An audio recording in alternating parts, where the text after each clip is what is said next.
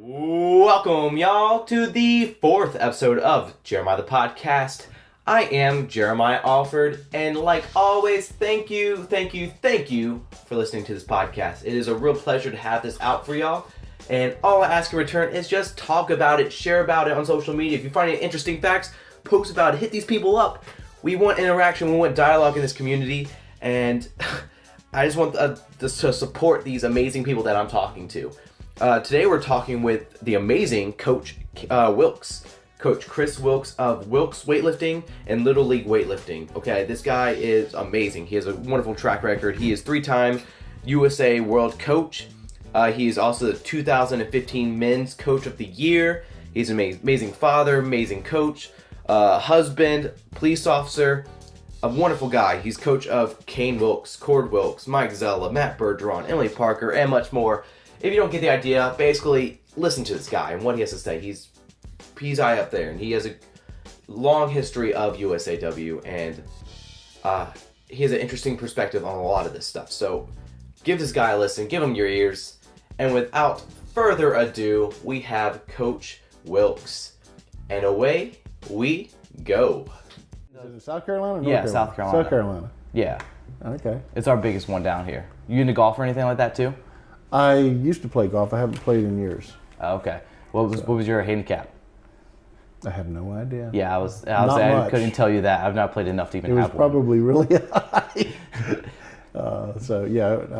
I just dabbled in it when I was on the police department, and me and my homicide partner used to play a lot. Yeah. So, how long were you in the force? 23 years. Okay. What got you started? Was your family involved in being a police officer? No, I just law enforcement. Was getting married and needed a steady job. I was building cabinets at the time, which was a rough living at that point, and so I just said, well, I'll go be a cop. Where did you and your wife first start living? Where were y'all from? South Carolina? From North Carolina? I'm from South Carolina. I was born in Rock Hill, but I've lived most of my life in Chesapeake and Norfolk, Virginia, and that's where she was born and raised, in Norfolk, Virginia, and that's where I was a police officer in Norfolk, and so we were all up there for many, many years. So how did you know she was the one when you first saw Oh man,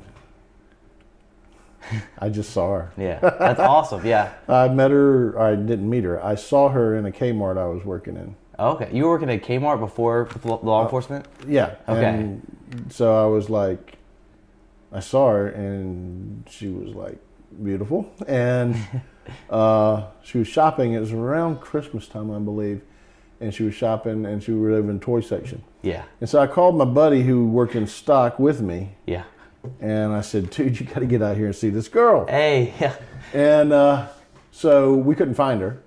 And then a little bit later, they called us, the guys in stock, they called us up to help bag at the front because it got real busy. And we're sitting up there, and I look over and I see her a couple registers over. And I go to my buddy Jack, and I said, hey, that's her right there. And he looks over at her and he goes, you dummy.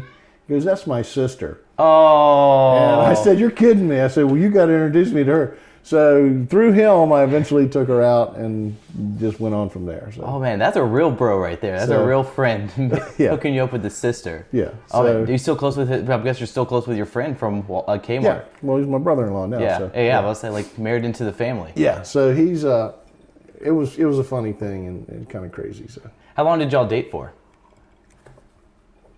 Probably about 3.5 years before, because her dad was, her brothers, she had a big family. She had like 8 or 10 brothers and sisters, something like that. And they all kind of met people and within a year were married. And so she's dating me for 3 years or plus, and he's wondering what are my intentions with his daughter and all that. Yeah. Because none of her sisters and she never had a curfew until she was dating me. Oh, wow. Yeah. So he just knew you were trouble. Yep. And I was trouble back then, but okay. So yeah, then when I proposed to her, he was like, okay, life's fine for me. Okay, yeah, my his worries were at rest. Yeah. What about with the proposal? Did you do anything special, or did you have, what was your plan for that? I gave her a present, and it was Christmas time, and I gave her a couple presents, and no big deal and all that. And she was expecting something soon, but she didn't know what or when or anything like that.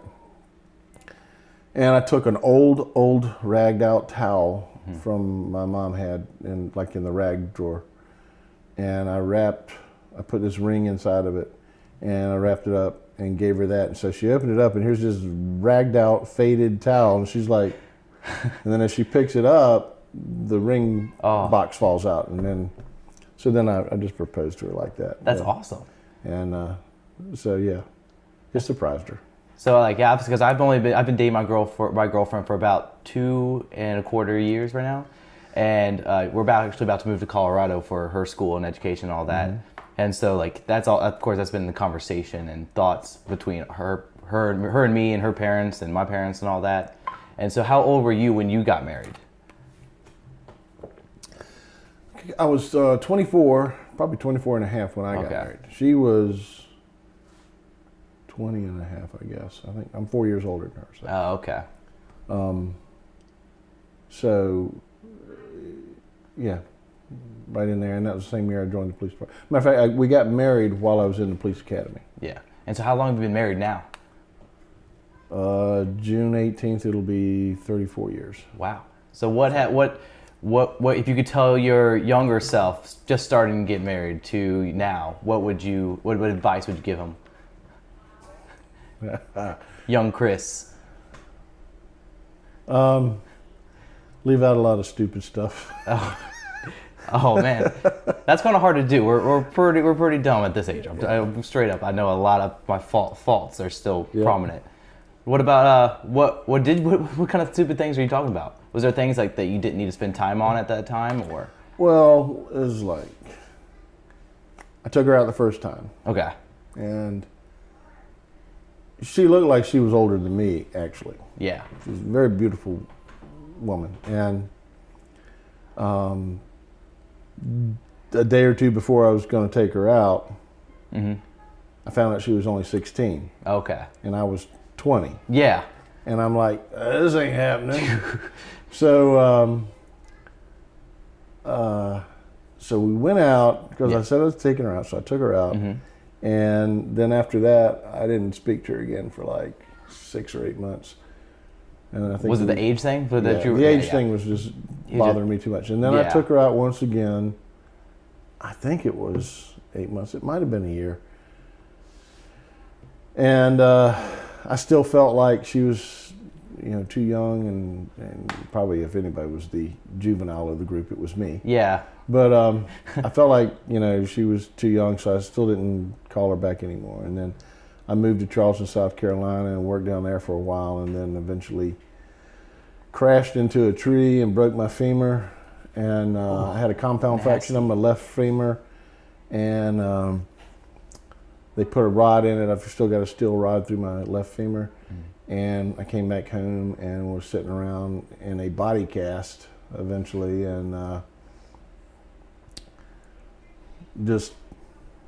she was the only girl that would come to see me. But that's the ones that count. That's the one that matters. Yeah. So but still, I always thought she was awesome and great, but I just couldn't get over that age thing until she got older and I got older. Yeah. And so I took her to her high school.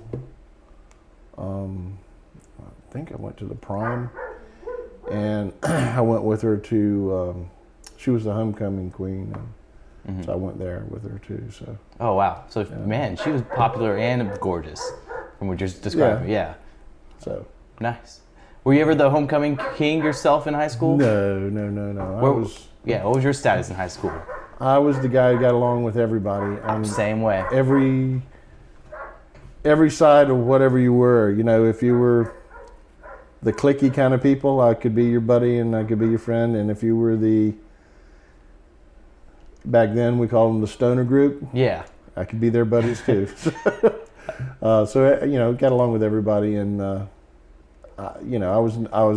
weightlifted a lot back then, and I was known for being real strong and stuff like that, but I just got along with everybody. Yeah. Well, I said, like, I was definitely the person that you walk in the hall and I'd say hi to almost every person as I passed by, just because you just, I don't know, you made connections. Yeah. And even with the teachers too, the faculty, they all knew me real well. Small school or big school? It was a pretty good size high school. Graduating class, what was that? 700 and some people. Okay, yeah. Mine's half that, so I was not expecting that number to pop out. Yeah, I wasn't expecting the fact that I graduated. I think I was, I think I was 58th in a class of 300 graduating. So I thought that was pretty good for a guy who some hot stuff right there. Didn't always conform. Yeah. I'll say it that way. Was like high school something you were interested in, or was it something you were like, I just gotta make it through, or? I have to make it through. Yep. Except for the things that interest me. I'm always been that way. If it interests me, I'm all about it. If it doesn't interest me, sorry. Oh, it's all good. We're playing a little footsie. I'm not about it. So it's like, so most of the reading I do is fact books, information books. Yeah. I don't read fiction. I like movies. I don't watch movies for their spin on the world or the life or politics or anything like that. I just watch them for the entertainment. Yes. And when I'm done with it, that was fun to watch, and then I'm done with it. Yeah. And I just like to be entertained, and then I like facts. Yep. About what I'm interested in. So. Yeah, so I find I read and consume a majority of like nonfiction material and science and stuff like that, especially with weightlifting, and it just having a movie there kind of just breaks up the like just black and white mundaneness of sometimes the information you get into, because it's not all exciting, of course. Yeah, I love sci-fi movies, and that's all make believe, and it's all fiction, but that's where I like that entertainment. I don't really care to read the books, but when I'm reading something, I want to read about weightlifting. Yeah. I want to read about the Bible. I want to read about wine making, beer making, stuff like that, because I like doing that stuff. Yeah. And so the fact things I like to do. Yeah. That adds on to like your passions. Yeah, to give me more knowledge for what stuff I do, stuff like that. So that's what I like. Yeah, I feel like I forget where it's from, but from where I heard it from, but high school does a good job of, or potentially does a good job, or especially college, teaching you how to learn. Not necessarily the subjects you learn you'll use. Yeah. But taking it seriously kind of teaches you how you learn it, understands what mechanisms or what paths you can use to consume knowledge of things you really do care about, like weightlifting. Yeah. Were you a big consumer of weightlifting or strength training knowledge when you were in high school as well? I did a lot of weightlifting. I did a lot of strength training and stuff like that. But I didn't necessarily study it quite as much then as I just loved doing it. Yeah. As a practitioner at that point? I always said, I'm a big fan of picking up as much heavy stuff as you can. Yeah. No matter what you're doing, deadlift, squatting, clean, snatch, whatever. Just heavy stuff, being somebody that can pick up something heavy it's always been a fun thing for me.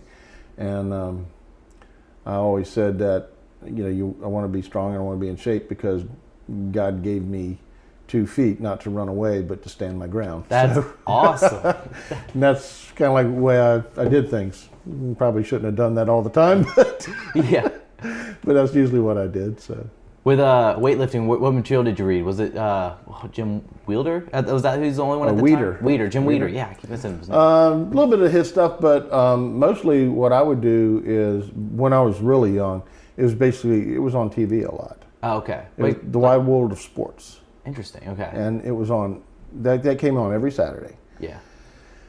And I always watched the pre-show of it to see if weightlifting was going to be on there, and weightlifting would be on there a lot then. See, it was on national TV then, and you would see people like Szymanski and Bednarski and Vinci, people like this, Tommy Kono, and you'd see them lifting, and it was kind of cool. And then, of course, Alexi would be on there, and it was always fun. And I kind of went from there, and then, and nowadays, some of the old, Fred Hatfield, who recently passed away, is basically my mentor. I studied with him most.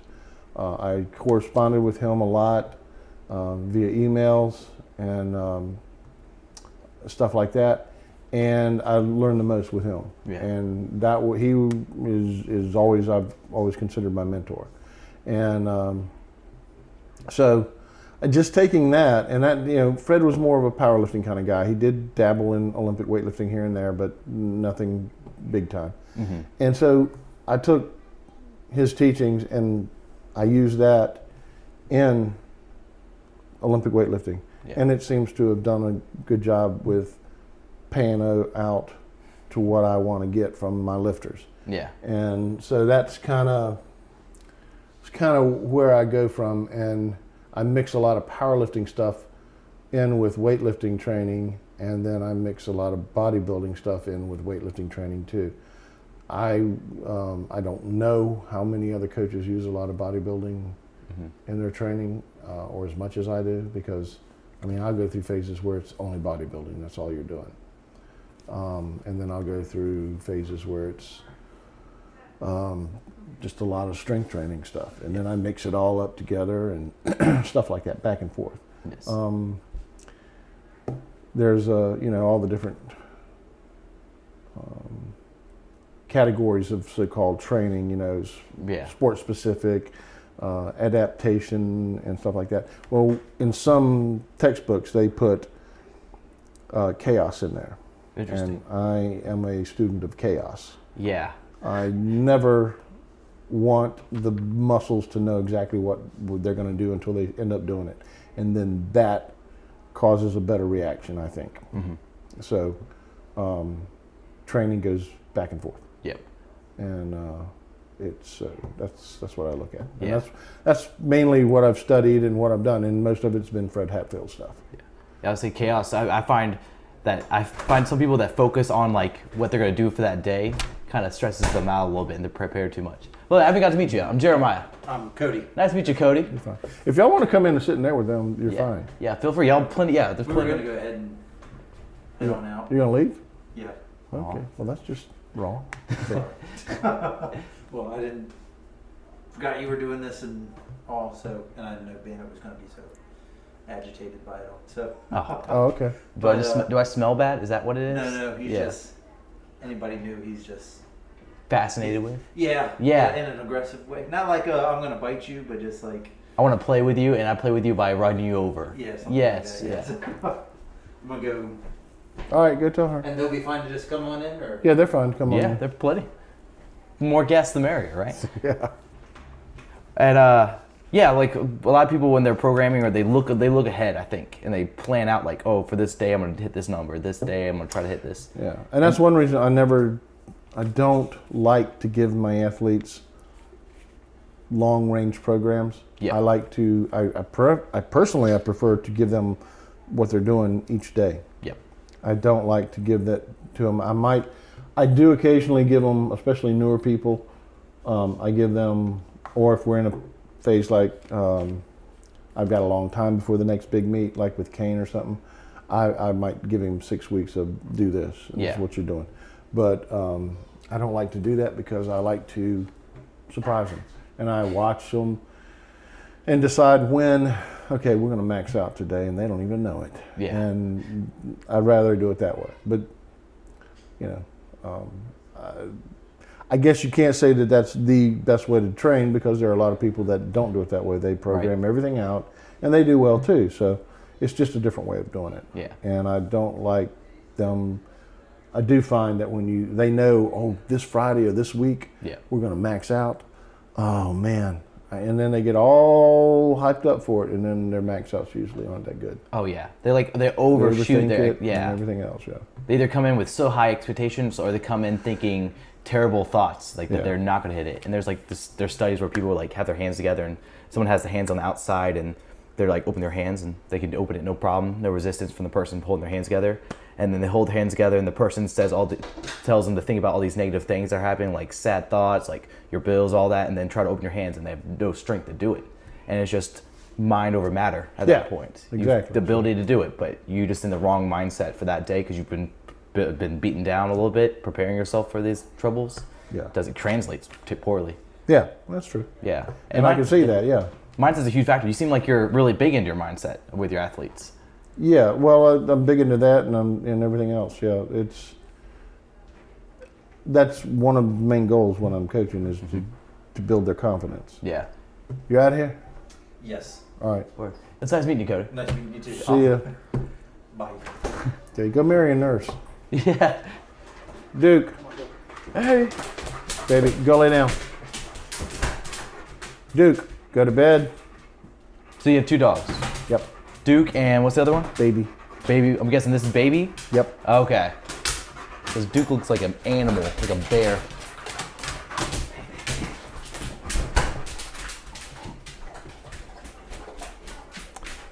So, You a big fan of big dogs? yes, those are real dogs. Yeah. Oh, real dog? Yeah. Real dogs. The ones that you can't fit in your arm is not a real the dog. ones that you put in your hand, Yeah. your lap, or your arm. Yeah, that's They're not just a real those dog. are cats. Yeah, basically. they're like cats with more teeth.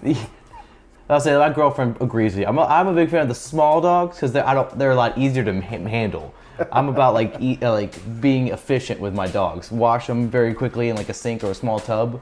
Man, these guys, you have to take them for a car wash. Well, we go outside and hook up the hose and to go from there. But I mean, they're controllable. They're good dogs. I don't really need. If you look at the backyard and see the fence I have back there, Yeah. it's just silly. Oh yeah, They can walk over it and they can crawl under it anytime they want. But I just need a barrier, a marker for them to go, okay, this is where we stay. Mm-hmm. And they stay. And if you look over here on this side, there's no gate over here at all. They can walk right out to the front yard. Really? But they won't go nowhere. Wow. They know their barriers. And that just comes from the way I train them. And, Okay. and I have a way of training dogs that works. So, yeah. You train your dogs yourself, or did you have someone else bring them in? train myself. Where'd you learn this awesome trick? Well, I've always been a dog person. I've always had dogs. Okay. I've always been a dog person. And then for a very short time, I was in K-9 in the police department. Mm-hmm. And that helped a little bit more with the discipline of the dog and the how of it. Because when I was young, it was the rolled up newspaper. Yeah, the And that abuse doesn't method. always Yeah. work. But then you learn that as I got older and learned, and of course I did do some reading on this too. Yeah. Because it's facts. Yeah. Right. Yeah. So I found out that it's a dog, and a dog is a pack animal, and a pack runs off of certain order, and the order is somebody's on top, the alpha, and somebody's on bottom, and so we just do it that way. This Hit is it. Kelsey. Yeah. I'm Jeremiah. Nice to meet you. Hey, Kelsey, you said? Kelsey. Nice to meet you, Kelsey. All right, bye. Take it easy. And it's like they respond to a growl, Okay. and if I growl at them, they'll drop their head and do whatever they need to do, and because that's what a pack animal will do. Growl at them. That's what their mother would do to them. They Yep. growl at them. They would maybe hit them in the shoulders. Yeah. And so you do use that kind of thing, and then there's a way of when you're punishing your dog, Yeah. you may and people. The newspaper is violent. Yes. Okay, but to grab the dog and push him down Yes. by the shoulders, that's normal. Yeah. Like, that's what dogs understand. And then you stare at them in the eye. You look them right straight in the eye and you growl. Yep. And you just keep looking at them, and you can't look away because the first one to look away wins. Yep. And if you go and look away and then look back, he knows he's won. Wow. So you stare until you see the dog looking right at you, and then he goes, and he might look right back at you, but when his eyes go away, he You gave won. up. You won. And that's what I raise them from a puppy like that. And I never have to hit them. Yeah. I pop them on the butt every now and then playing around, but that's playing now. That's not what it's like. So they listen good. I mean, they're not perfect. I don't have robots, but they do good. Oh yeah, they look like the happiest and healthiest dogs that you ever see, and well groomed and all that. Like, Yeah. So yeah. I don't know. There's tough love. That's the thing. yeah. And And it's training. that's the way you raise your kids. Yeah. Right. I'm sure you held a cord down by the shoulders. Yeah, and stared Yes, stared and him growled down. at him, yeah. Yeah. That's future parents out there. No, but you have ways. I believe the concept is the same. Yeah. You're the parent. You're supposed to run the kid, and the kid doesn't run you. Yep. And nowadays, too many people let their kids run now. Yeah. And we shouldn't get on that. Yeah. That's a very controversial topic right now, and I don't know if you're ready to go into that. It's definitely turned into more of a, I don't know. Yeah. With coaching though, that's a weird dichotomy right there. Parenting and coaching, like trying to set. Is it? You do a well job of somehow separating the two or combining the two with your kids. I don't want to sound like I'm being arrogant or bragging on myself, but I'll do it for you. It's awesome having the respect that they have for you as a coach and a father. I have my way about me, and somehow it developed. That's all I can say. It came this way that I coach you. Yep. I'm coaching you right now. I'm your coach. Yeah. I'm not your daddy. Yep. And then I'm your daddy. I'm not your coach. I'm your daddy right now. Yep. And then they actually have a third one with me because I'm the minister of their church. Wow. So. And they have me as a minister, which I don't really have a big issue with that. I don't have, in my church, I don't go around telling people what they're supposed to do and how they're supposed to do it and whatnot. So it's not really a big deal. But they do have 3 avenues that they have me, I guess, the leader or whatever you want to say, of being dad, coach, and minister. Wow. So it's an interesting little thing. And I mean, it's like when they played rec league football. Yeah. You were their coach for that too, right? Yeah. Yeah. And my wife, I don't want to talk to the parents. And I don't mean to be mean, but I don't want to waste my time talking to the parents. I want to coach the kids and get them as good as I can and help them enjoy what we're doing. So we're playing football, and I would always start out the season by telling everybody, I'm Coach Wilkes. This is my wife. She's the team mom. In the conversation, nobody needs to ask or volunteer to be the team mom. My wife is the team mom, and if you would like to help her, when we start practicing, come talk to her. Yeah. And if you have any questions or issues or anything, talk to her and she'll get back to me, and I will let you know what all's happening and what we're going to do and everything like that. I'll help you out, okay? But I try to keep my distance from them. Yeah. And so by doing that to this day, I still meet people and they go, hey, Coach, how you doing? Yeah. My son's got 3 kids now and this and that and everything. And they walk, and I'm like, hi, how you doing? Well, that's great. Good to hear. Great. Yeah. And then they walk off and I look at my wife and go, who are they? Yeah. And she can tell me who they were because she talked to them. Oh, okay. She remembers their faces. Yeah. So, but the people would come to her and they'd be talking, especially early in the season as it began, and they'd go, so the coach is your husband, right? And she'd go, yeah. And she'd go, so your sons are on the team? Or you have a son on the team? And a couple of teams I had 2 sons on. And she'd go, yeah, 1 or 2, whatever. Yeah. And she'd go, oh, so is that him, the quarterback or the running back? And, always go to the skill positions, like that. Yeah. And, as a coach, my job is to coach this team and make this team as good as they can be. Well, that doesn't mean taking my son and trying to make him the limelight. Mm-hmm, yep. My sons predominantly played on the offensive line and defensive line. Yeah. Cord played linebacker and Cody played linebacker. Okay. A lot, and they were both very good at it. But Kane, being as big as he was, and Kyle, who was his older brother, who is actually bigger than him. Interesting. Played line. Okay. Kyle was a center all through high school until he graduated, and Kane played the line until mostly defensive line, and he was a center too. Okay. Until I think it was in 9th grade, he said, I just want to weightlift, Dad. I just want to compete in weightlifting. I don't want to play football anymore. And I said, that's fine with me. Yeah, that's awesome. So I had no problem. But yeah, that's just the way I've always been able to separate the things and be that. Yep. It's like when I was a police officer. When I got through, I worked in homicide for a long time, and homicide's pretty rough. I worked in sexual assault, which not only did we handle sexual assault, we also handled child molestations and stuff like that. And that gets really, really rough. Yeah. And it wears on you.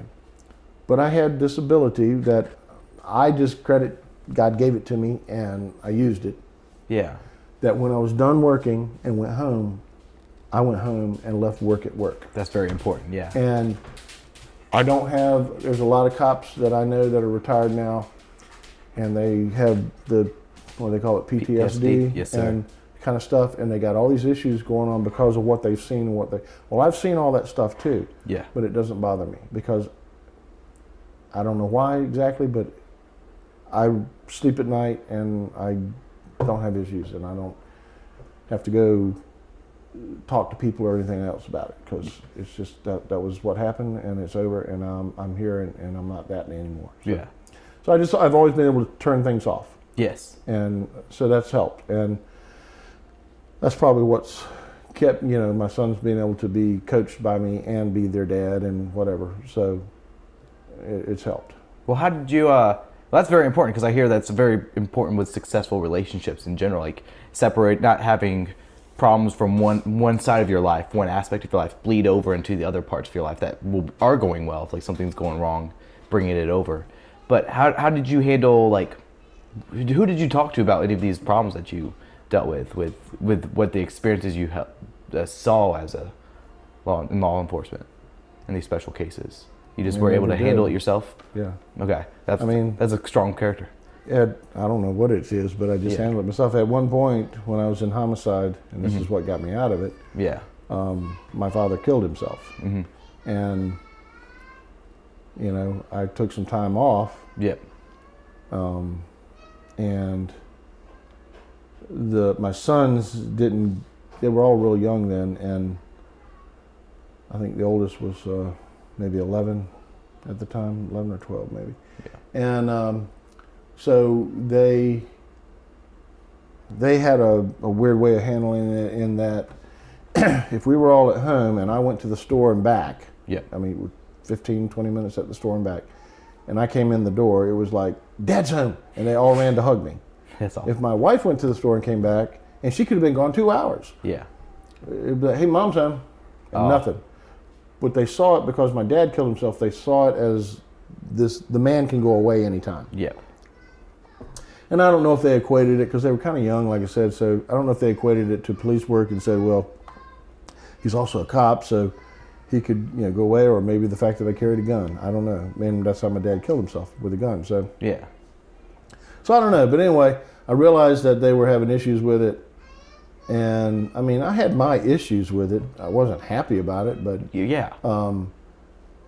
But so I just kind of went. I went to my sergeant and said, "Look, I think I'm done with dead bodies. Yeah. Can you get me over into burglary?" And actually, my former homicide sergeant was in charge of burglary now. Okay. So I went to him first, and he got me over there. And he was one of the best people I ever worked for. So working for him again was a great thing. So we just kind of, went from there. And of course, they offered all the grievance thing and the people you can talk to and the counseling. But I never took them up on it, because I didn't need it. I had issues after it. I became a little angry at things in the world. Yep. And the only thing that fixed that was Jesus, and when I got into the Bible. That's wonderful. And but it fixed it good. Yeah. Because now I can talk about it. It doesn't upset me. As morbid as it may sound, I can even crack some kind of jokes about it. That's so important, though. Humor is that's what it's here for. Yeah. It's help us to deal with these rough things. And so I can do that. And I don't know. Everything in my life that has happened good, I pretty much give everything to God, because that's what I believe in and that's what I think about. And so that's awesome. I'm glad you found. Glad you found a place to channel all that and give it a way to release all that kind of struggle. That was whatever that rock was in you. It was rough. It was I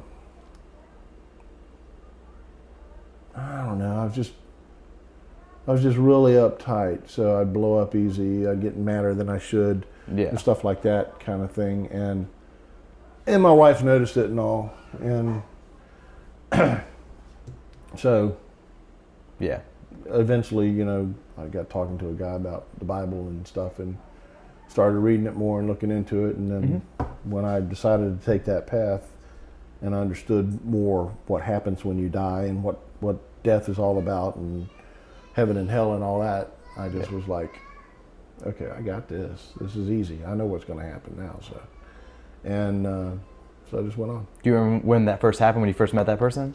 I worked with him. Oh, wow. It wasn't the same guy. It wasn't your friend that hooked you up with your wife. No. Okay. No, No, I'm just kidding. No, he doesn't believe in God, I don't think. Oh, okay. A whole different path. Yeah. So, no, this was just a guy I was working with at the time. Okay. And just, we got talking. So. Yeah. He saw something in you, or just was it a conversation? Just that he just conversation. He wanted to go get some tea. Our church is different. Okay. Our beliefs are different. Yeah. Than the mainstream Christianity. Yeah. We keep the Sabbath. We keep the holy days. I've probably mentioned, I think, 2 or 3 times Christmas. Yeah. Already, but we don't keep Christmas because it's not biblical. Okay. And so we keep the holy days in the Bible. Okay. Which then, when you keep them, and you say, "Oh, Coach isn't here because he's keeping this holy day," and then you look on the calendar and you look at the holy day and it's a Jewish holiday. Yeah. You automatically think, "Oh, well, Coach is Jewish," but it's not Jewish. And the holy days were God's days. Yeah. And they were meant for His people to follow. And if you're His people, we look at it as you should follow these days, even though they look Jewish. So it just made sense to me. And he started talking about this stuff and said, and I'm going, "You do what?" Because I had been raised Baptist, Methodist, Church of Christ kind of stuff, and it didn't make sense at first. But then I started studying, and I looked at it, and to me, the Scripture reads that way. I mean, I don't want to offend anybody or upset anybody, but it reads that the Sabbath is the day. It's never been changed, and these holy days are called high Sabbaths, so you keep them. And Christmas, while it may be a nice time, especially for people who are well off. Yeah. And I mean well off, they just got some money. I don't mean they're rich. Yeah. It's a nice time. It's a family time. Mm-hmm. It has nothing to do with God, really. Yeah. Because it's all man-made stuff, and it's centered around the birth of Nimrod and stuff like that, and all these pagan things that were way back then. And it just goes on, and I don't want to preach and hurt anybody's feelings or anything like that, but that's just what made sense to me, the Bible that way, because it's plain as day. Yeah. And so basically, you're saying you're trying to kill Christmas. I'm just kidding. Yeah, but no, it's just Santa. Yeah. Oh yeah, it's coming for him. But what's important? What you're saying is that like you should. And I think one thing I really hear that you're saying is that you should dedicate that time that you spend with people and have a reason to enjoy family and enjoy the joy of giving. Don't put it on just one day. Like this should be something that should happen all year. I kind of hate all these holidays that come with like the idea that you're supposed to give a gift, like Valentine's Days and even some anniversaries, some aspect, because like we talked about earlier, expectation with like your PR. You have expectation on those holidays to give a good gift or give something that's causes a change of emotion. And there's something that's very unsexy about saying something's about to be very romantic right now. Get ready. You know what You know what I gave my wife once for Valentine's Day? Oh gosh. A washer and dryer. Hey, taking notes right there. Yeah. Don't do that. Okay. You'll get called on the carpet for that. Oh, okay, gotcha.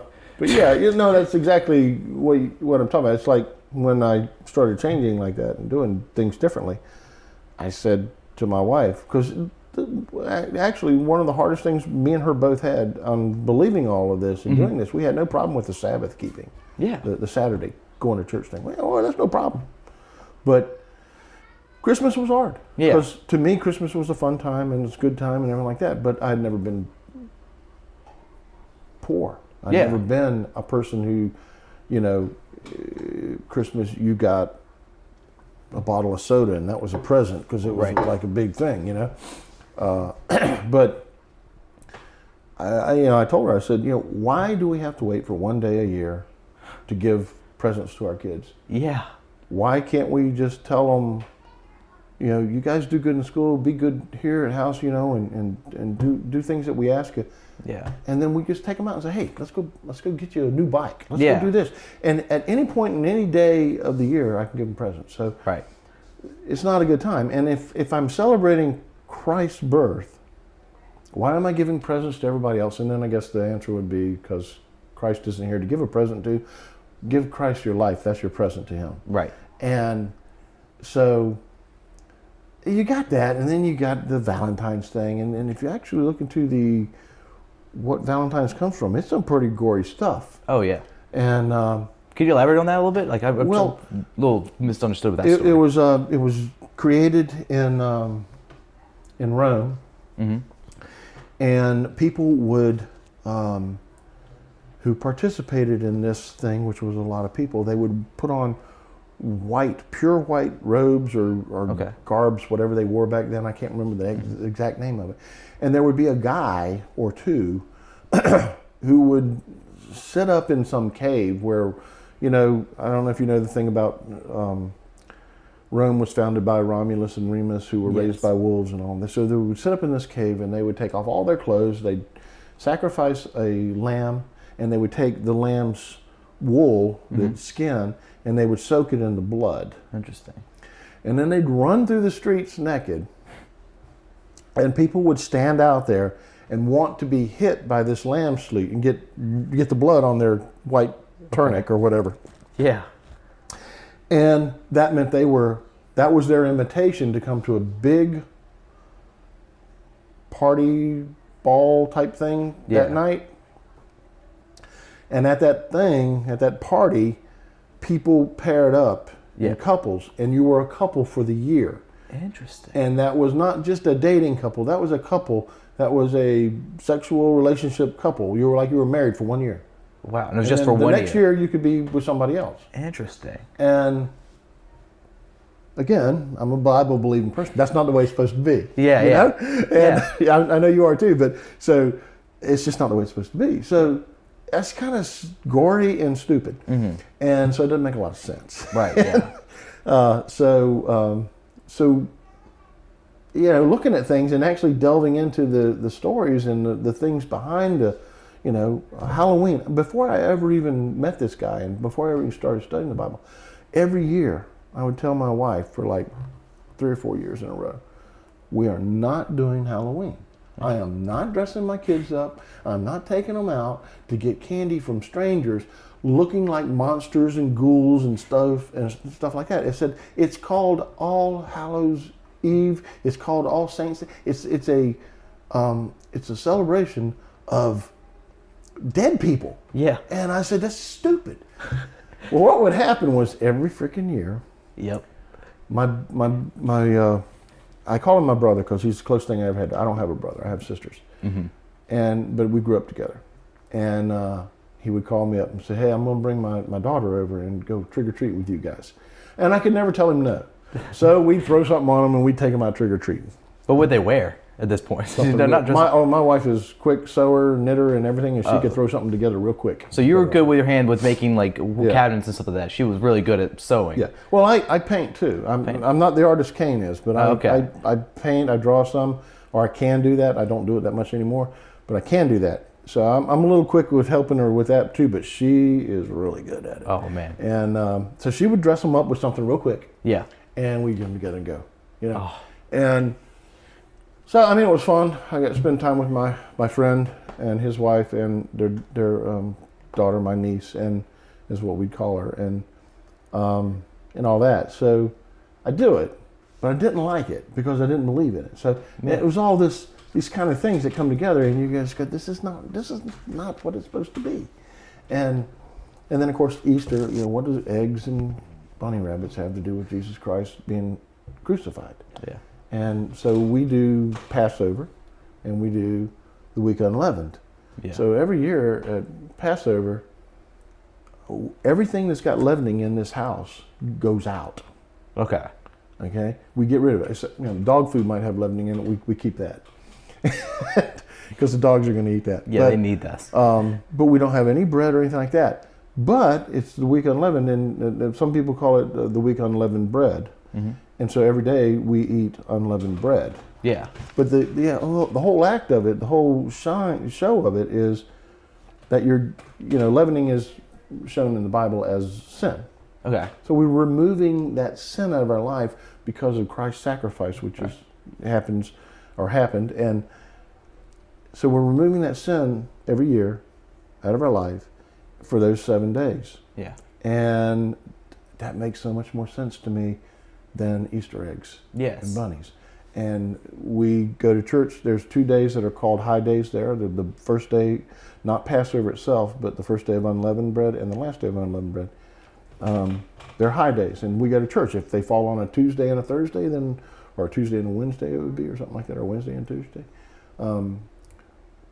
we go to church that day. We don't go to work, we go to church, and because it's a high Sabbath, as they call it. So it just makes sense, and you know, I don't know how much more you want to talk about this, because nobody ever wants to talk about it. You're probably breaking a lot of people's hearts, but I find it fascinating. You're not breaking anybody's hearts, but I find it fascinating. And one thing I thought was funny is that I knew a lot of families too, or I feel like 2 or 3 families that also didn't want to celebrate Halloween, but just something about how like frivolous it is for just to go decorate, have their kid just decorate in a costume and stuff. Yeah. Something about it just breaks them down. They do it anyways. Yeah. And yeah. I actually had a girl talking to a minister of a Baptist church. Yeah. And she was in our religious beliefs. Yeah. And for some reason she went to a Halloween celebration at the church. What do they usually call those things? I forget, but trunk or treats. Trunk or treat or something like that. Yeah. And she went there. I think she was with her family and or cousin or something, and so she went with them, and she ended up sitting at the table with the church minister talking, and they got talking, and she believed like what I'm talking about, I believe, and so she tells this guy this, and they get going back and forth, and she goes, well, and he's like agreeing with her on everything. Yeah. And he's like, and then he gets to a point, and it basically comes down to, he says, he starts crying and breaks down, and he says, I can't teach my church that because I'll lose my job. Wow. And so that's just a monumental thing, because this guy doesn't believe what he's preaching. Yeah. But he's doing it because he has to have a job. Yes. And I'm not saying that he's scamming people, but he's got to have a job. And yeah. Everybody you have to do something to make a living. So that's where he found himself stuck. Oh. And it's just a rough place. And I've had people who are devout Christians, Sunday going Christians, and they despise me for my beliefs. And they tell me, I've actually had a guy gave me a book that said to keep the Sabbath is to be going back to paganism. Mm.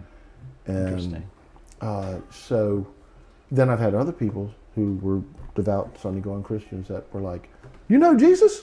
Yeah. And I go, yeah. And they go, well, hallelujah, that's great. I'm happy for you. I didn't know that. That's cool. And then they're happy. That's fine. Yeah. And I don't hold anything against people who go to church on Sunday either. I'm better to be there on Sunday than not at all, you know. So I have no problems with that. But you get ridiculed when you do things a little different. Oh yeah. So. And that's because it stands out. Anything that stands out, people want to comment on. Yeah. And not every comment is always a compliment. Yeah. Yeah. Oh no. So yeah, it's a funny thing, but it's what got me there, because beforehand I did not care for churches and religion because it seemed too hypocritical to me. And so anyway, I get in there, and next thing you know, I'm a preacher. Yeah. So, and I'm pretty sure you're strong in what you say, right? Like you feel very confident in what you say, because I feel like if you do something that does stand out, and people throw those comments at you, if you're not able to support those your beliefs against those comments and those questions, that's going to either revert back or you're going to have some internal trouble with that. I will. I guess you're saying defend or support. I'll say support. Support, yeah. Yeah. Okay. Support it, as long as it doesn't become an argument. If it becomes an argument, I walk away. I just go, okay, you think that way, I think this way. Yeah. Good day. Yeah. Have, God bless you, and take care. Yeah. And I'm moving on, because I'm not going to argue with people. Yeah. Ideological conversations do not need to be arguments, because an argument is essentially like you're trying to get someone to agree with your point or convert them to your point. Yeah. It should just be a conversation and ultimately find a common ground. Yeah. Yeah. And that's the funny thing about that, is any conversation like that, the ultimate common ground is that we both believe in Christ. Yes. And while I believe in Christ, I believe that God wants us to obey His commandments, which would include this fourth commandment, Sabbath keeping, and not Sunday keeping. Yeah. And that's what He wants us to do. And so many people that, well, I guess the crutch, the whole, is that the right word? The whole stance of Christianity, normal, I'm Abby normal. Yeah. The normal Christian thing of Sunday keeping is that John 3:16, believe in Jesus Christ and you're saved. All right, I believe in Jesus Christ, so why be mad at me? Yes. I just go to church on Saturday, Yes. and worship, So, but I get a lot of, and unfortunately, there is a lot of problem with it in the upper echelons of these churches because they lose money. Yeah. Oh, yeah. And unfortunately, there are churches out there that are about making money, and there are some that are very wholesome and very good, and they honestly and truly mean everything that they preach and everything that they stand for, and that's good. Yes. But there are some that, unfortunately, they're just all about making money, and that's wrong. Oh, yeah. And we all know that, but they give us a bad name. Yeah. All over. So. And just to clarify, Sabbath for your religious perspective is Saturday. Saturday. Yes. Seventh-day Sabbath. The Sabbath. The Sabbato. Yeah. Yeah. It's the only day that has a name in the Bible. Yes. Every day is called the first day, the fourth, the third, whatever. But the Sabbath, Saturday, is the seventh day, it's got a name. It's called Sabbath. And the day before it, Friday, has got a name that it's called the preparation day. Yeah. You're supposed to prepare on Friday for the Sabbath. You prepare Friday when sun goes down, right? Is that you as well? Sun goes down is the end of the day, and Yeah. the beginning of the new day. And so sundown Friday to sundown Saturday is the Sabbath. Yep. And that's the way we look at days. I mean, but it doesn't change anything we do in the world, going to work and doing this and that and other things like that. It doesn't change anything. Yeah. So it's just the way we look at the holy days, like the holy days begin. Hey, Emily, what's up? Hey, how you doing? Chilling. Yeah. So it's about. Yeah, it got You're real good. cold when you came in. Yeah. Because I'm so cool. Yeah. Ooh. Yeah.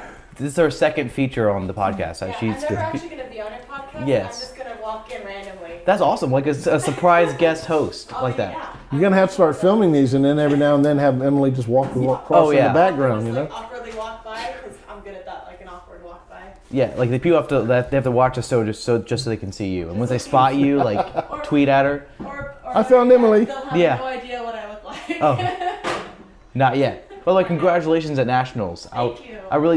Your clean and jerks look so clean and perfect. Thanks. That was a lot of hard work. Yeah. Don't say perfect though. Yeah. Oh yeah. It's never. Nothing's ever perfect. Are Yeah. you kidding me? I'm really bad at that using that word. Yeah. Yeah. I appreciate that though. Yeah. Thank you. I'm just gonna. Grab your beer and go. Yeah. Ooh, what you feeling? You can go back and color your nails with Ramona and Jane. I need to cover my nails. They look terrible right now.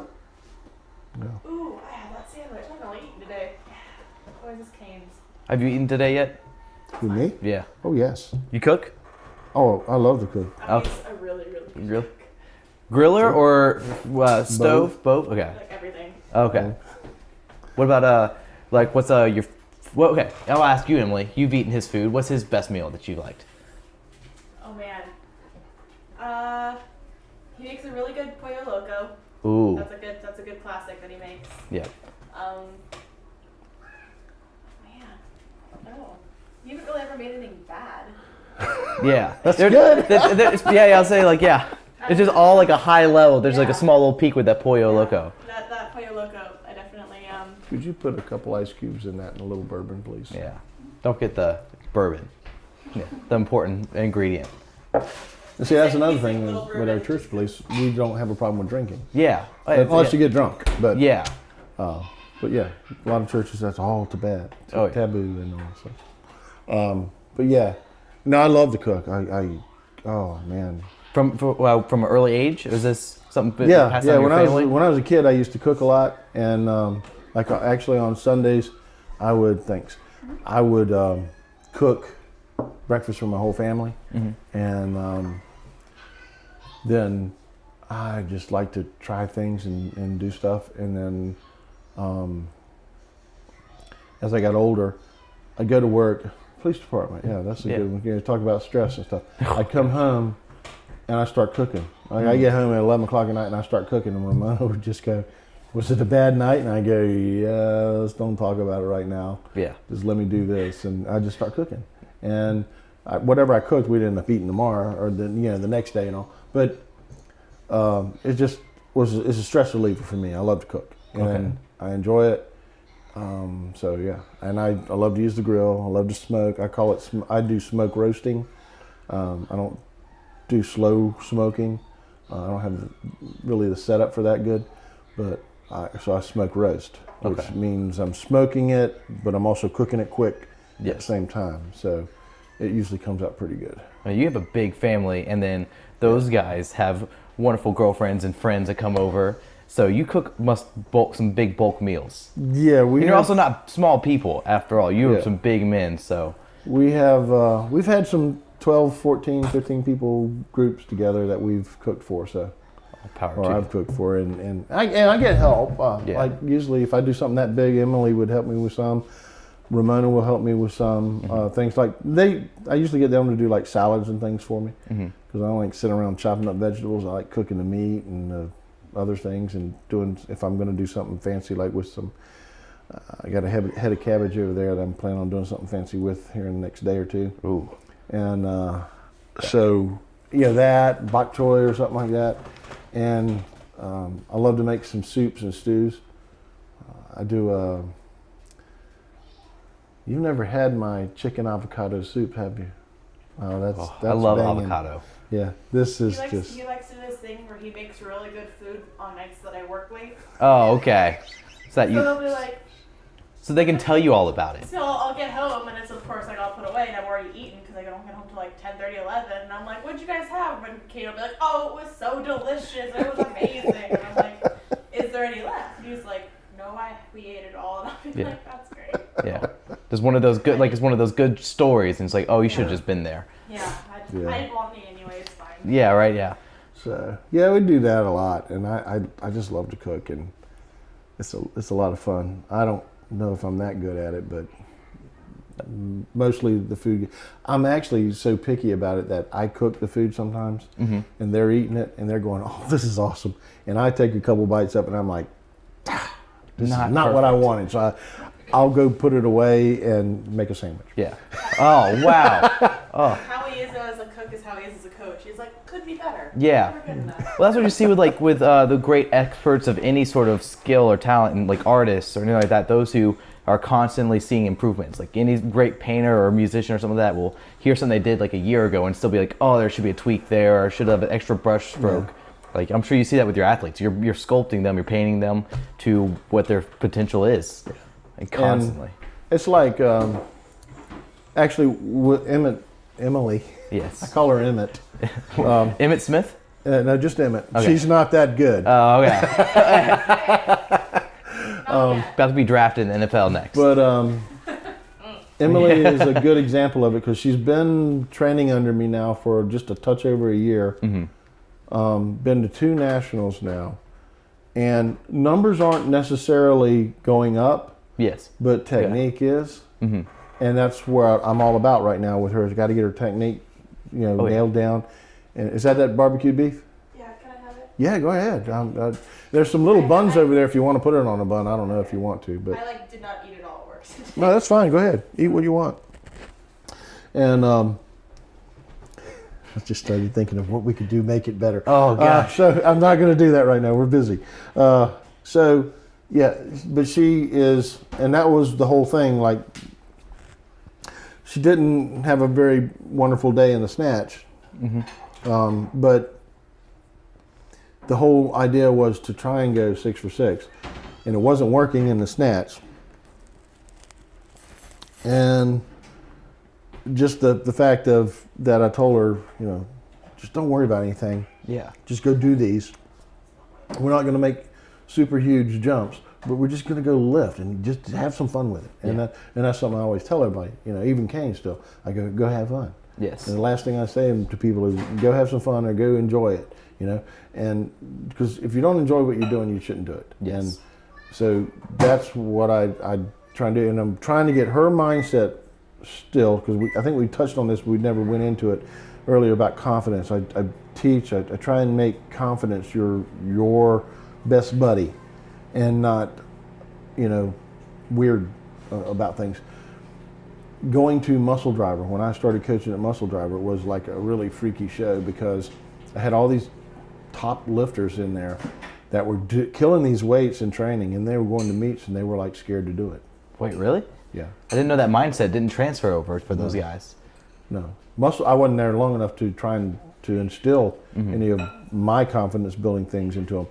And there were issues at Muscle Driver that kept a lot of that away that I couldn't control either. Yeah. And but there were a lot of those lifters that are top lifters that would killing these big weights in training, and then they go to meets and they'd be like, "Oh, I don't want to do that," you know. And I'm like, ugh. Yeah. And it just drives me crazy because Kane does lower numbers in training and then goes and does bigger numbers in lifting. Yeah. Typically, I mean, this last Nationals wasn't great for us either. I think it was Chicago. I'm blaming Chicago. Oh, it had to be. Yeah. It had to be Yankee Town. It was the Bears.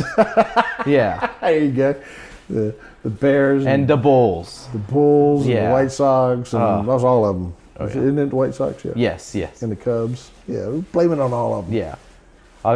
Wait, the Cubs won the the championship this year, so I guess They did. Yeah, they took all the good stuff out. They took all the good. Yeah, they broke the curse, and then they cursed us a little bit. Yeah. It just, it was Yeah. terrible. That was a crazy meet. I liked your philosophy, and like I've talked to Matt already, and I've talked to Kane, and I find that like a lot of us have, that's something I have very in common, is that I don't necessarily PR in training with like my top lifts, like my one rep snatch or my 1 rep clean and jerk. I always save it for the platform, sort of like I could try my hardest in training, but the way I beat myself down or like with the volume, that once it's there, I don't have that full potential, and I feel a little tired and sore. But once you come to training and do my like week of peaking or week and a half of peaking, that you just feel phenomenal with the adrenaline rush, with the crowd watching it. That I don't know, that the bar just floats on that day. And you have to be comfortable doing that. Yes. My son Cody, who you met earlier, back when they were youth and junior lifters, we went to Tennessee for AAU Nationals, and we walked out on stage. They had this really weird setup. We were actually on a stage, like a production stage. So we're all up here, and they got all the lights shining on you. And the people are out there in those nice comfortable chairs in this stadium, or the stadium seating type thing in this theater hall. And you can't see a person out there. You can't see their faces? You can't see anything. It's like a rock show. It's so Okay. bright here, and it's like black in front of you. Oh. And I'm like, where are the judges? So, And like, I the couldn't whole see hand, and judges. that's not even No, the- they were hitting the lights. Okay, so there is the a lights li- were yeah, light that's up. So I'm like, wow, this is. And Cody went out there, and on his first lift, he missed his first snatch, and on his second snatch, he missed that one, and he went on the first one thinking, and this seemed like this huge big production stage we're on, you know. He's like, Yeah. he walks out and he's like, what am I doing here? Boom, misses the snatch. Goes out for his second one. Emily, nobody's gonna take it from you, dear. Take your time. On his second one, he goes out thinking, why was I thinking that on my last one? Yeah. You know, something like that. And just, Oh. it just messed him up. So he went out, he made his third one, Okay, good. and we moved on. And then the clean and jerk, he still had a rough time. Went on clean and jerk, and he's looking over at this girl who's loading. He's going, hey, she's cute. And so we're talking No, about this afterwards. yeah. I'm going, why do you have all this stuff in your head? Why are you thinking about everything around you? Just go lift weights. Yeah. That's what you're there for. Just lift the weights. We'll talk to the girl after you're done, okay? Yeah. Especially if you hit the good weights. Yeah. So Cody is a very strong-willed. Cody is, of all my 4 sons, Cody is the most like me. Very Okay. strong-willed, very controlling of himself as much as he can be. And he went back and went, went over it in his head and thought about it and meditated on it some and said, okay, this is changing. Okay. And I ain't doing that no more. Yeah. So he went out and he started going out, because it was kind of funny. I remember the first time he did it, he would go out and he would step up to the bar and he'd stand there and he'd shake his hand and he'd start looking around the room. Mm.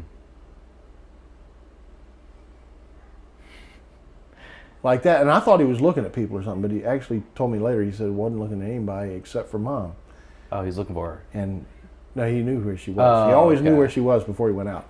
And he's shaking his hand and he goes, and then he'd go, Grin and he'd look at his mom and he'd do it, boom. And hit the lift. He probably, from that day forward, he made probably at least 4 for 6 every time. Nice. And but that's what he would do. He just had this mentality set in his mind that he's going out and this is what he's doing every time. And people would go, people were always asking, what's he looking at? Who's he looking at? Is there something special about that? Why is he looking around like that? But lifters don't do that. They don't go out and set themselves where they are and go, this is where I am, I'm lifting weights, there's the crowd, big deal, and lift. They go out and they're like, oh, am I going to make this yet? I hope I don't make this. I hope I don't miss this. I mean, they're thinking all these things that they shouldn't be thinking. And you just go out, put yourself in the place where you are. Don't deny that there's a crowd out there. There's a crowd out there. And don't deny. That's why I don't like people doing the Ronnie Coleman thing. Lightweight, Shake the bar a little bit. Yeah. No. It's heavy. Yeah. Damn it, you're at the Nationals, you're picking up heavy weight. Yes. Don't try and fool yourself. Yeah. Just do what you know how to do and do it right. Yeah. And respect the weight. That's what you do. The bar a little bit, yeah. That's what it's there for. You're there to pick up heavy stuff, not pick up lightweight. Yes. And so, he had a really good mindset for that, and he would still be lifting if he didn't have a bad knee. Yeah. But, and he'd be good. His best was he did get a bronze at the American Open one year. Solid. Good job, Cody. So and he did a good job. So, but yeah, it's just that mindset has to get into people, and you have to. That takes a little bit of time. Mm-hmm. So there are people probably watching Emily with me, and going, she's really not doing the numbers she used to do. Mm-hmm. But they are already saying, I'm getting a lot of kudos on how good she looks on her technique. So way better. And so the smart people are going that, and they know that things are going to change, and they are. Yeah. That she'll be coming up, she'll be getting better, yeah. She'll be doing stuff, and the word is watch out. Yeah. Oh, for real? No, like her clean jerks, look pretty smooth, and looks definitely not her full potential yet. I'm really excited to see. It's the whole concept of you have a needle, and before you can, you have a lot of thread in your hand right now, but you can't put it in unless you have it straight on through. Mm-hmm. And once you have it straight on through, you pull that thread all the way through till its end, and right there. And so right now we're just getting that eye right. It sounds like. Yeah, and getting some strength back in her. And doing that. So, but I'm willing to take the time to do that. Mm-hmm. Most people want to do it now. Mm-hmm. They want immediate. And they get the new person in, the new person has potential, and then they immediately start throwing them under super heavy squatting and strength training stuff, protocols, and then super heavy training and lifting.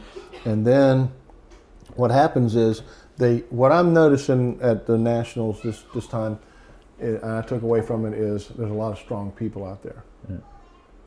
But unfortunately, they don't know how to lift, because there's a lot of crappy lifting going on. 50-50, that's why you got all these misses and all these bomb outs. Yeah. People don't really know how to lift, and they won't take the time to learn how to lift because they think they got to have it now. It's the typical American thing. Oh yeah, time is money. Yeah, you really got me on the roll now. Oh, I'm liking it. I'm feeling you when you're saying these things. These things I'm thought. People want that magic pill to lose 50 pounds. Oh yeah, the 5-minute abs. They don't want to prepare their food, measure it, weigh it, cut it, eat the right things and not the bad things. They want that pill, and I'm going to lose 50 pounds in 3 weeks. Yes. And it ain't going to happen. Yeah. And same thing, these people want to be top dog weightlifters in no time. Yeah. And you get strong. Yes. Well, Kane has always worked on technique because he's my son and done what I said, and always worked on technique. Always a sweet looking lifter. He wasn't that strong, but we were working on the strength and we were getting there slowly but surely.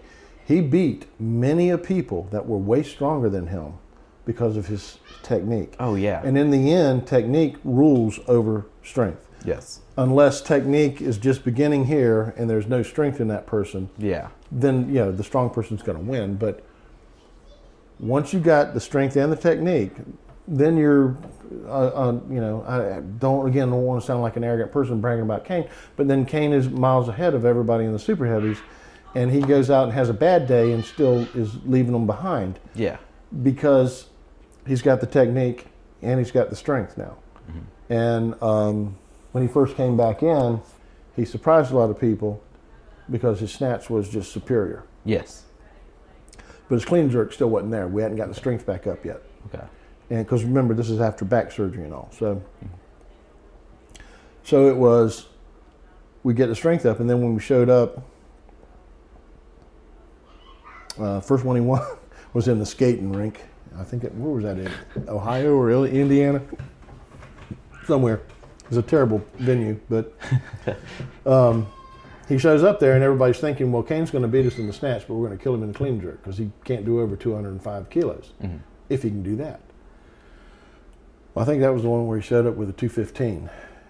See, they didn't know that we weren't just sitting on our laurels. We were going to come and get stronger and come back and be better. And that's what has to be done.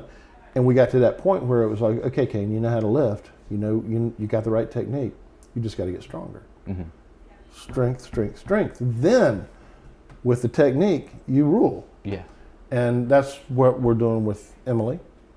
And that's what I'm doing with, I got a couple of the younger lifters coming up, is that. And it is many coaches, I won't say names, but there are coaches out there that have written books. I haven't written a book. I don't know if I ever will write a book. But they've written books. And when I read their books, or excerpts from their books, I don't buy their books. I read them and I go, oh, or I see what they put on Facebook, in arguments and things that they put out there. I go, wow, I could have written that. That sounds exactly what I teach. But then when I watch their lifters, they're not doing anything what they wrote on that paper or that book or on that post or whatever. Nothing. Yeah. Because the coach will not take the time to make the technique. I will sound like a broken record for months if that's what it takes. You're not doing it still. Yeah. No, you're not doing it still. Most coaches think they have to give that athlete some kind of kudos. And I'll give you kudos on something you did right. But for what I'm trying to get right, if you're not doing that right, I'm going to tell you didn't do it right again. Yeah. Over and over and over. Because if you're afraid to coach your athlete, then you're afraid to coach. And your athlete's not going to get any better. Yeah. I will coach you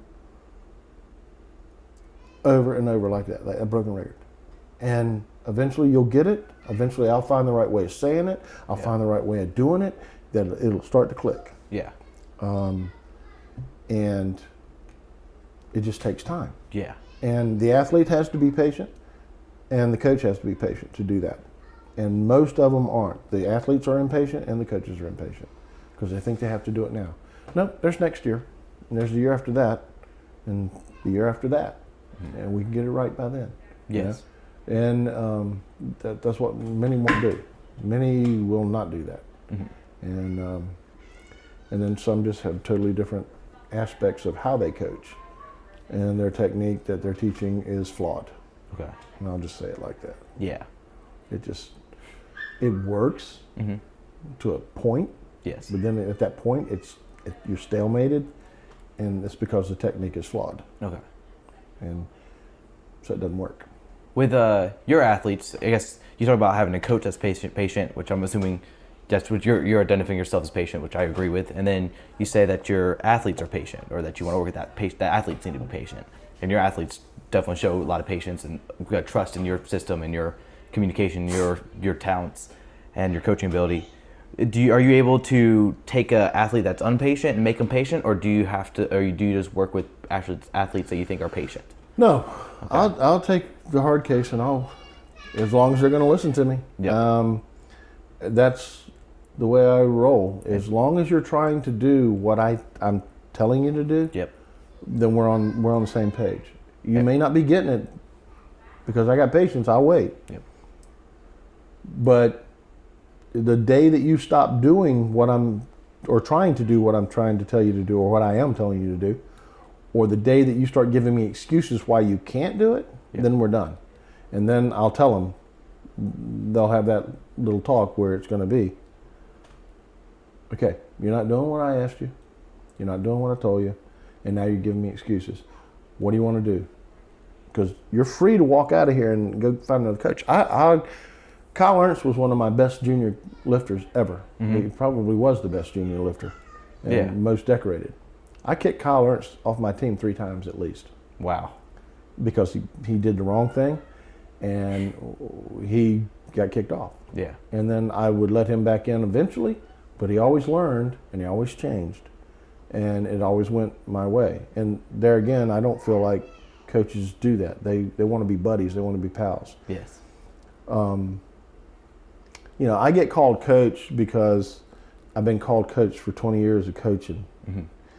And so my sons, my wife calls me coach. My grandkids call me coach. They don't call me granddaddy. They don't call me, Granddaddy Wilkes or nothing. They call me coach. Yeah. My mother even calls me coach sometimes.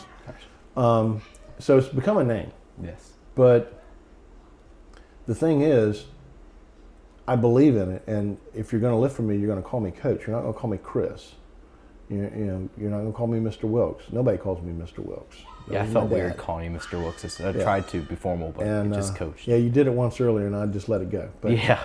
Usually you get yelled at for that. Yeah. But I'm coach because I coach. And if you want to call me Chris, that's fine. But if you're lifting for me, you're going to call me coach. Mm-hmm. And because that's what I am doing, that's what I'm there for. And it's like I said, I've always wanted to excel my coaching career just as well as I want to excel my lifters. And in doing that, it's not that I want to be named the best coach ever in the world. No, nothing like that. It's just I want to be the best coach I can be, just like I want my lifters to be the best lifter they can be. Mm-hmm. So I'm always looking for new stuff. I don't think I own all the patents on all the best stuff. Not at all. I'm always looking at new things. I've got some new things I'm getting ready to do here soon that are going to change some stuff. And we'll see. But that stuff is I've already told the lifters, when I bring this stuff in and we start doing this, anybody films it and puts it on the internet, they're in trouble. Because that's huge, yeah. Number one, it's my thing. I want to make sure it works. Oh, yeah. Before I put it out anywhere. Yeah. And number two, I'm not helping anybody else out. Yeah. I'm doing my thing for my lifters to make them as best they can be. Yes. And so there's certain things that I don't put out. Yes. Because that's just what I do. Mm-hmm. And I don't know. I'm competitive. I'm a very competitive person. Oh, yeah, that's a huge factor. So I love to win. I can lose. I don't mind losing, but I love to win. Yeah. And I understand that you can't be winning all the time, but I'm competitive, and I'm not going to give my competitor the same edge I have in something. Yes. If I've got something going on that's really working, that's mine and mine only, baby. And me and my lifters do it, and that's it. Now, if my lifter leaves and goes and shows somebody else, then that's their problem, but they can do that if they want. But sometimes people don't like to stay with me because I am so into technique at first. Yeah. And they're antsy. Mm. And they want to be the best now. Yeah. And you can't be the best just because Coach Wilkes is your coach or somebody else is your coach. That doesn't make you better all of a sudden just because some big name coach is your coach. Yeah. What makes you better is listening to them and doing what they say. Yes. And not trying to argue and not trying to bring in other stuff. Yeah. Like, I get fed up with people talking about mobility stuff. I don't know if you're a big In what fan way? I'm curious. Cord, what's up? I haven't seen you in forever. What up? Nice to see you. Hey, I'm Jeremiah. I don't think I've met you. Hi, my name's My Heather. girlfriend Heather. Heather, nice to meet you, Heather. Nice to meet you Awesome. too. It's a small little podcast time.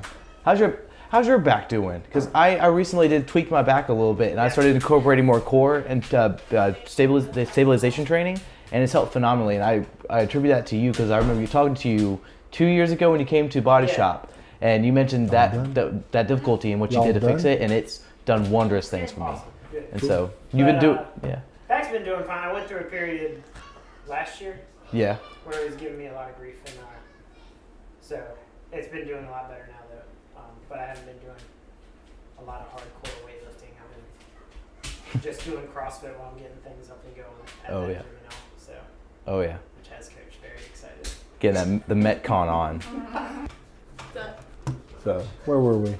Change my Let's see, patience. We were talking about competition and how you are not giving anything necessarily away to competition yet. So when I bring in these new things I'm going to be using, I don't want them videoed and put out and stuff like that. I want them done.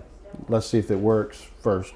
I mean, it's anytime you try something new. You try a new workout, even some kind of new cycle of your workout. You don't want to send that out to the world and say, "Hey, try this," because you got to know if it works. Yeah, your name, Coach, is on it. Yeah, and you got to know who it works for, because some things I come up with don't work for Kane Yeah.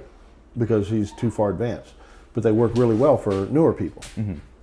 And then vice versa. Some things work really good for Kane, but other people can't do it because it's just too much work. Yep.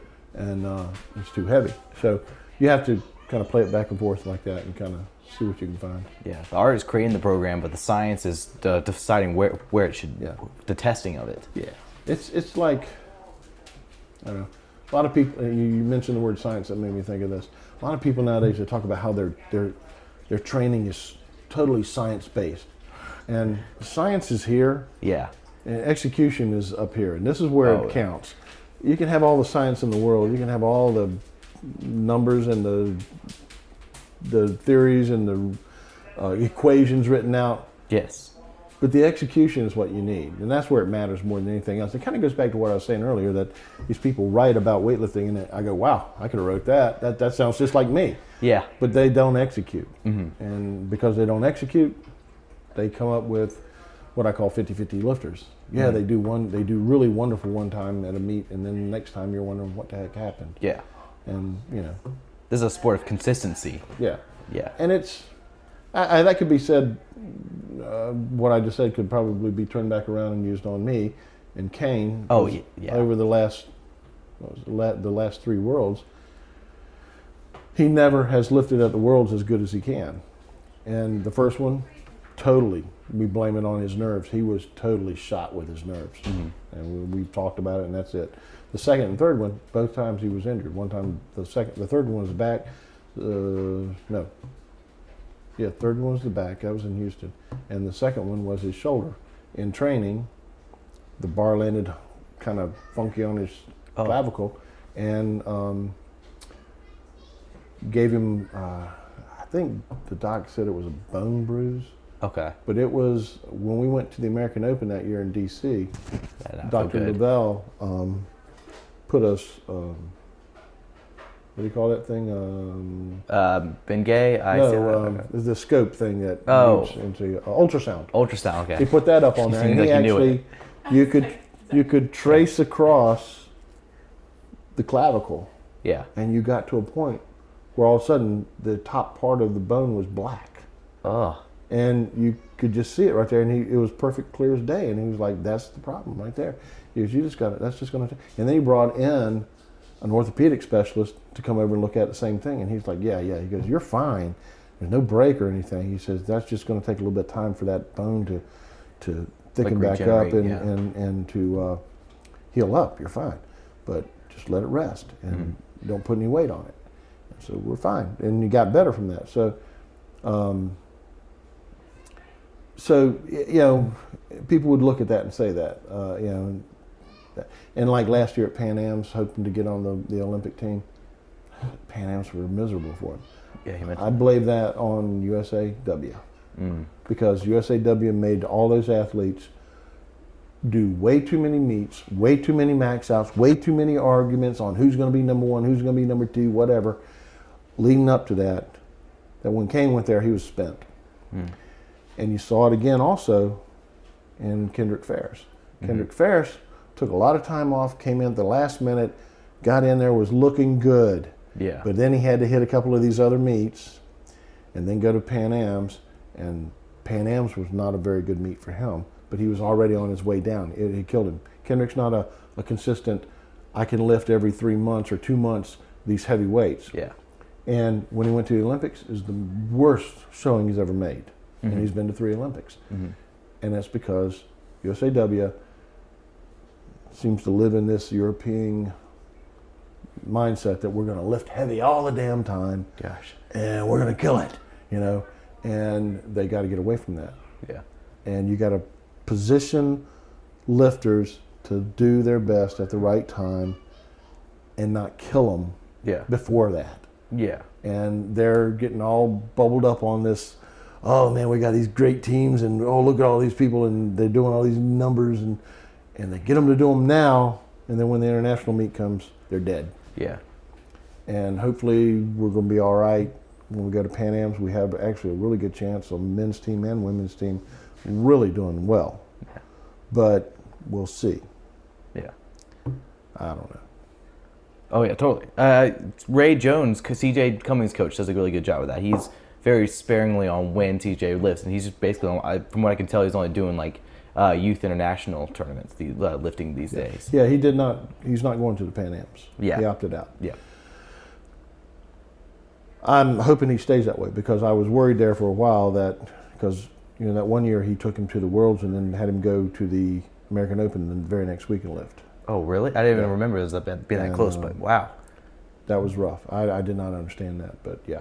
If he's doing that now, then that's good. Yeah. Yeah, he needs to let that kid rest, because there's been some phenomenal kid lifters. Oh yeah. CJ Marcus Harrison and but I'm going back a little bit farther. Ooh, that we had years back. By the time they got to seniors, they were so worn out. Okay. Some of them just, oh my goodness, there's a hawk sitting right there. Oh, wow. He's gone now. Yeah, it flew that way.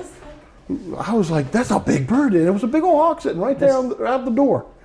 You're not that far from like a town. Like this is not too rural of an area. Y'all getting these wildlife over here. Yeah. Oh, I've had deer in the yard next door. And the dogs wanted to chase them. I've had fox try and come in the yard and everything. It's crazy. What if those dogs brought home?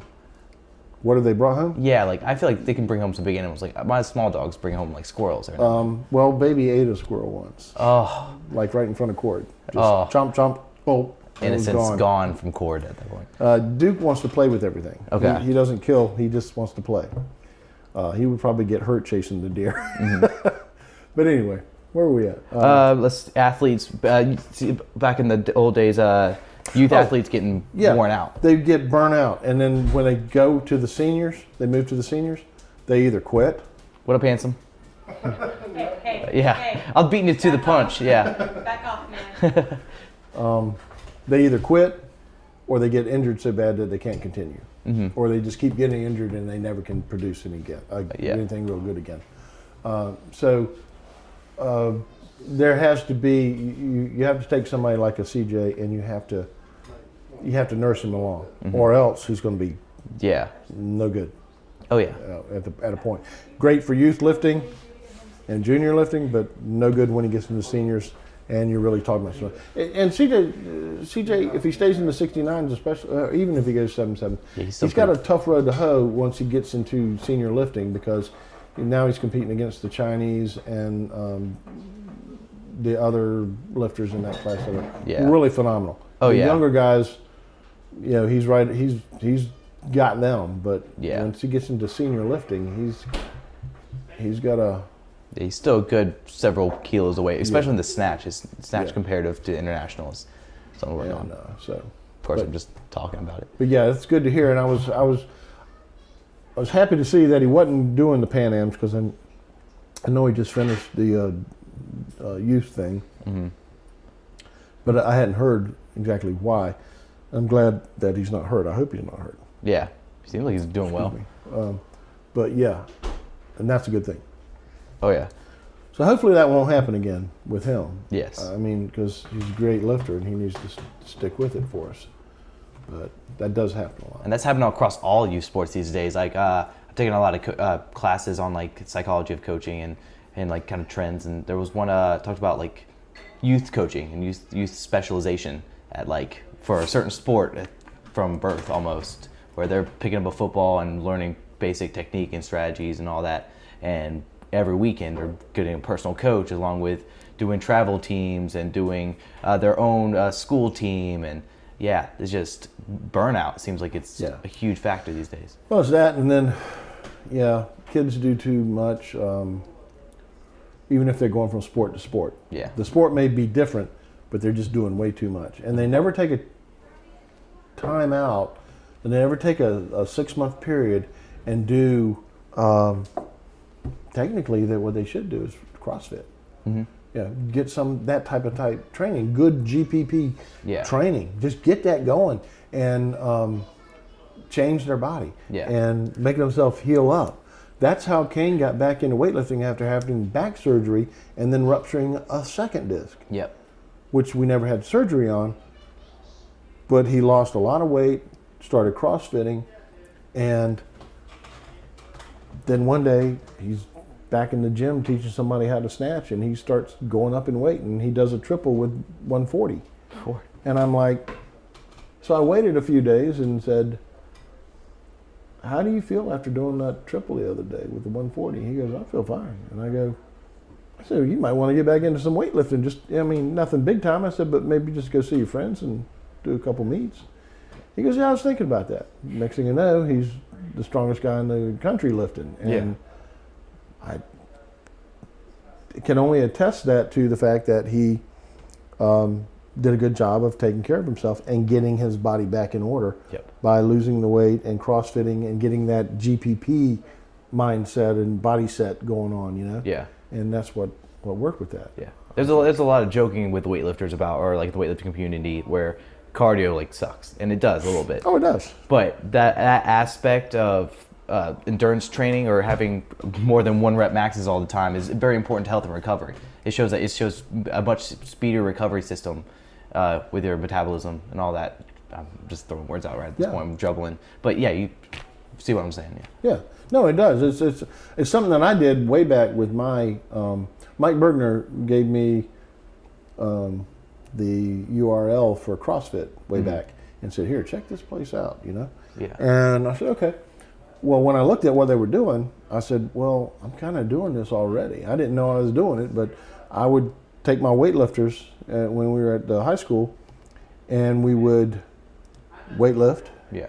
And then at the end of the day, I'd say, okay, everybody get clear out the floor and everything and get down here. And we would do ab work and core work and trunk work in this nonstop quick fashion. And I'd call cadences and I'd say move and go here, go there. And we would do that. So basically they were CrossFit because they were dripping sweat and they were huffing and puffing when they got done. Yes. And and it showed, it gave, number one, when your trunk is stronger, yes, your clean and jerks are going to kill, and you're going to be way solid on them. And then number two, you don't end up wearing yourself out in warm-ups. And when you go out, I was watching them, and what made me start doing this was we were at Junior Nationals in Florida, I think it was. And we're halfway through warm-ups. We haven't even gone out and done the first lift. And they're dripping sweat going, huffing and puffing. And I'm like, you guys are out of shape. This is going to change. So we went back and then started, weightlifting, get all the strength training, what I need done there. And then we're going to do this. That's going to get your heart rate up, get you breathing some, and make you better. Yes. And so we still do that now, here and there and on occasions. And the closer we get to a meet, the more we'll throw in there. Because that type of stuff doesn't burn you out. So as you get closer to the meet and you're backing down on the heavy weights, but you can crank up core work and stuff, and that's fine.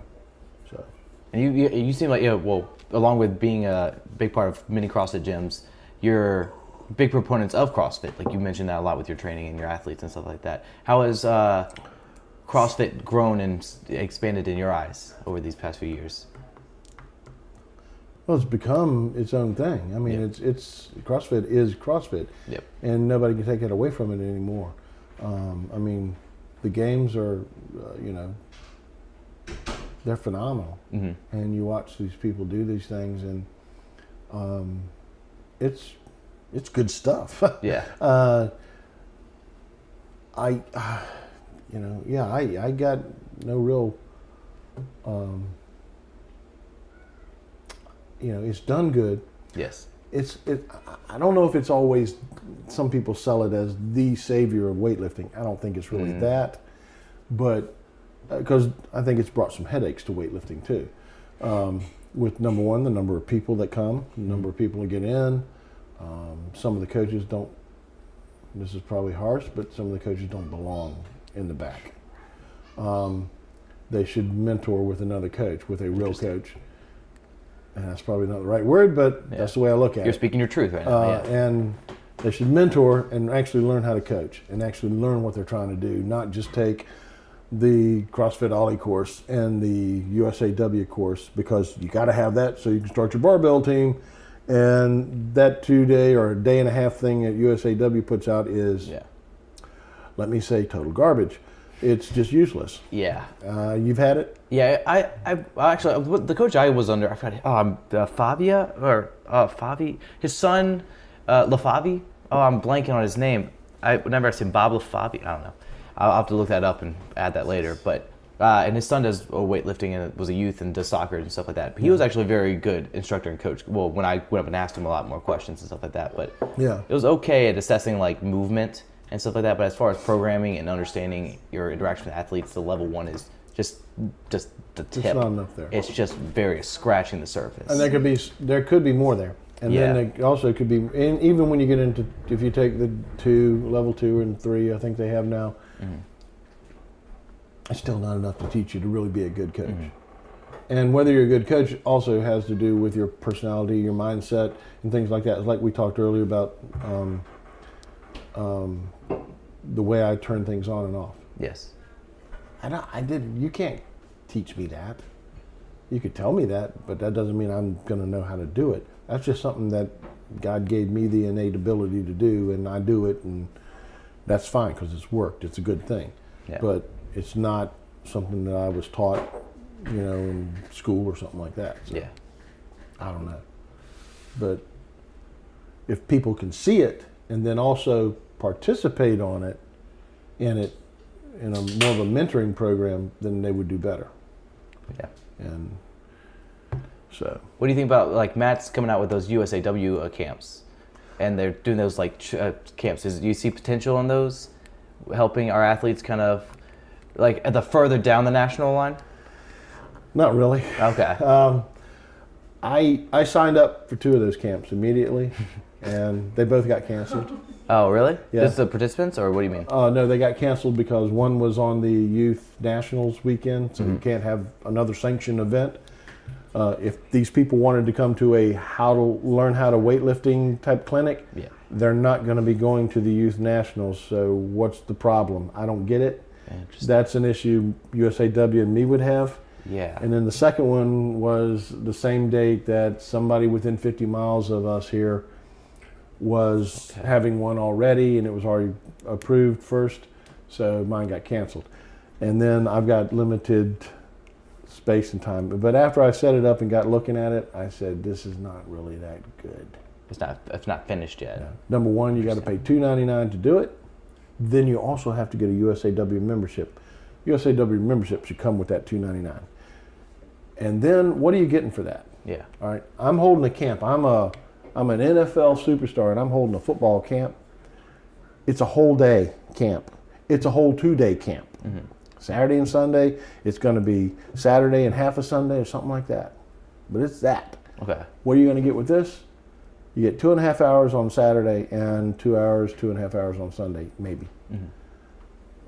So now I'm getting 4 or 5 hours, maybe, for $2.99 plus this membership that I may not want to use again.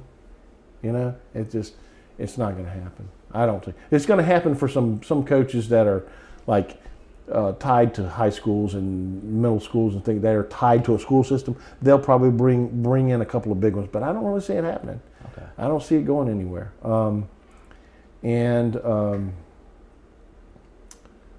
So I'm not going to do it anymore. Interesting. And I'm going to maybe try and do something on my own, my way, with the local schools and stuff here, which I think lends me to build an actual team better than try and get these people to come in. And then if they do good, the top 12 were supposed to be sent to USAW, and then they're invited to come to some regional meet, and then you got taught by me, and now you're over here at this meet being taught by some other coach who totally teaches different.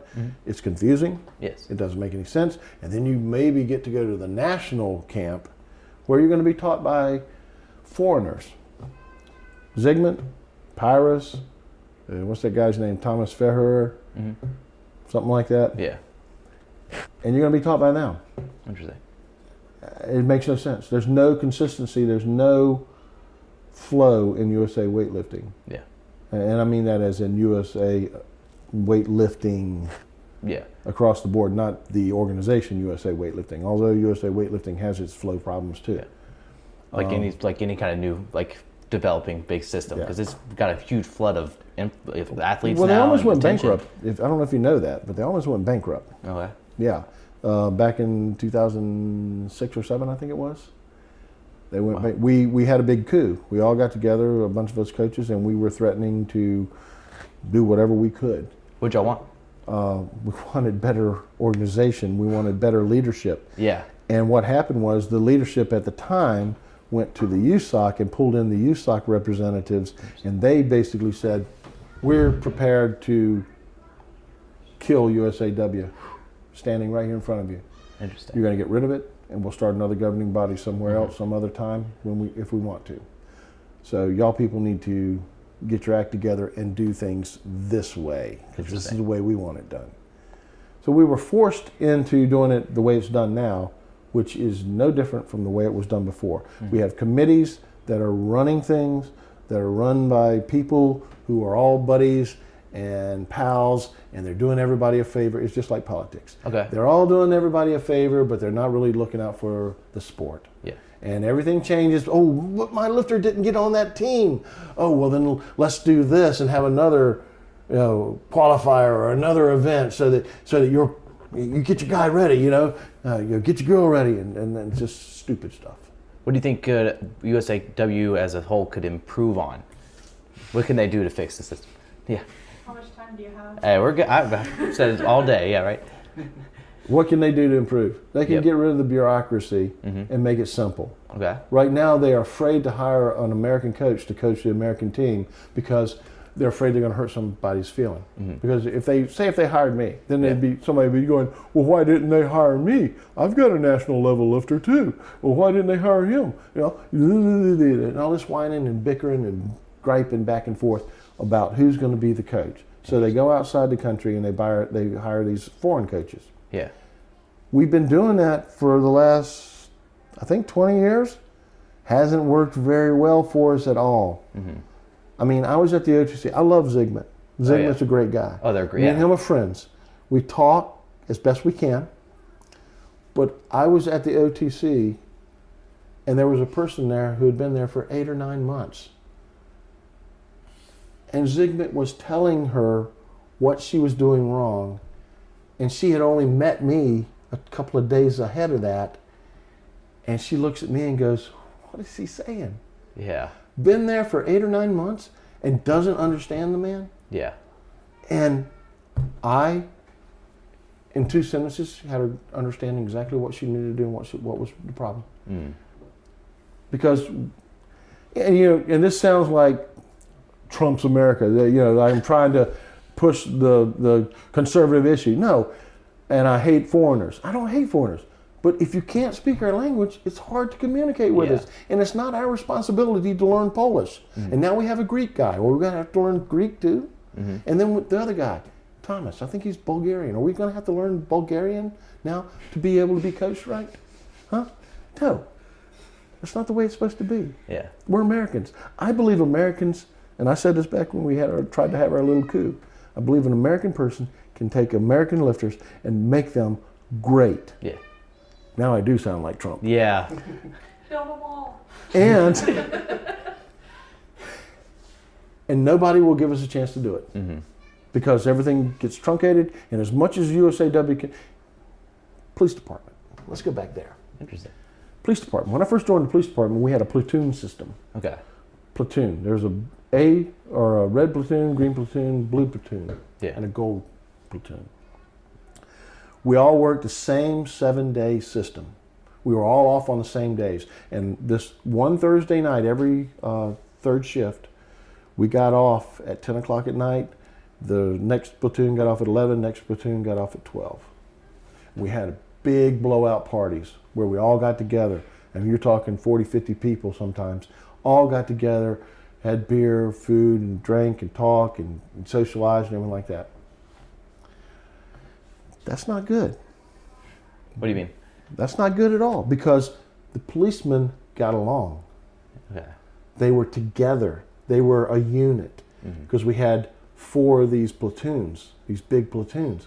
And so every platoon was on the same page, and a little bit of conversation back and forth between the platoons made them, all the policemen in Norfolk, a unit, a unity together. So what did the city do? They changed it. They took us off the platoon system. They put us on this 4 on, 2 off, 4 on, 3 off, 4 on, 2 off, and then they broke everybody up. So this group of officers that I worked with these 3 for 2 days, and then for the next 3 days, I worked with these 4. And we didn't have the same days off. And it was hard to have a platoon party. It was hard to get together at the same time and do something. Divide and conquer. Yeah. That's what it is. And that's what the government does, now I'm being political, with us. They divide us and conquer us. That's what, I ain't gonna say it, but that's what they do. Yeah. And Appreciate it. that's what USAW does now. They divide coaches, they divide lifters, and they conquer. They look like they're the mindset and the glory of the weightlifting, and it's not. Yeah. It's these guys that are coaching these lifters, guys and gals, and they get good. Yeah. They're the ones that are doing it. Yeah. And the way it looks now, nobody is ever going to be able to be a team coach again, except for maybe at Worlds. Yeah. But you can't be a team coach because now for the last 2 things, they've just named Piros Demos as the head coach. Piros Demos doesn't know Kane. He's never coached Kane. He doesn't know any of the other lifters. He's never coached any of them. And now he's going to go and be the Pan Am coach and take pictures with the lifters after they win golds and silvers and stuff. He's not the coach. The coach is their so-called funded coach now. Yeah.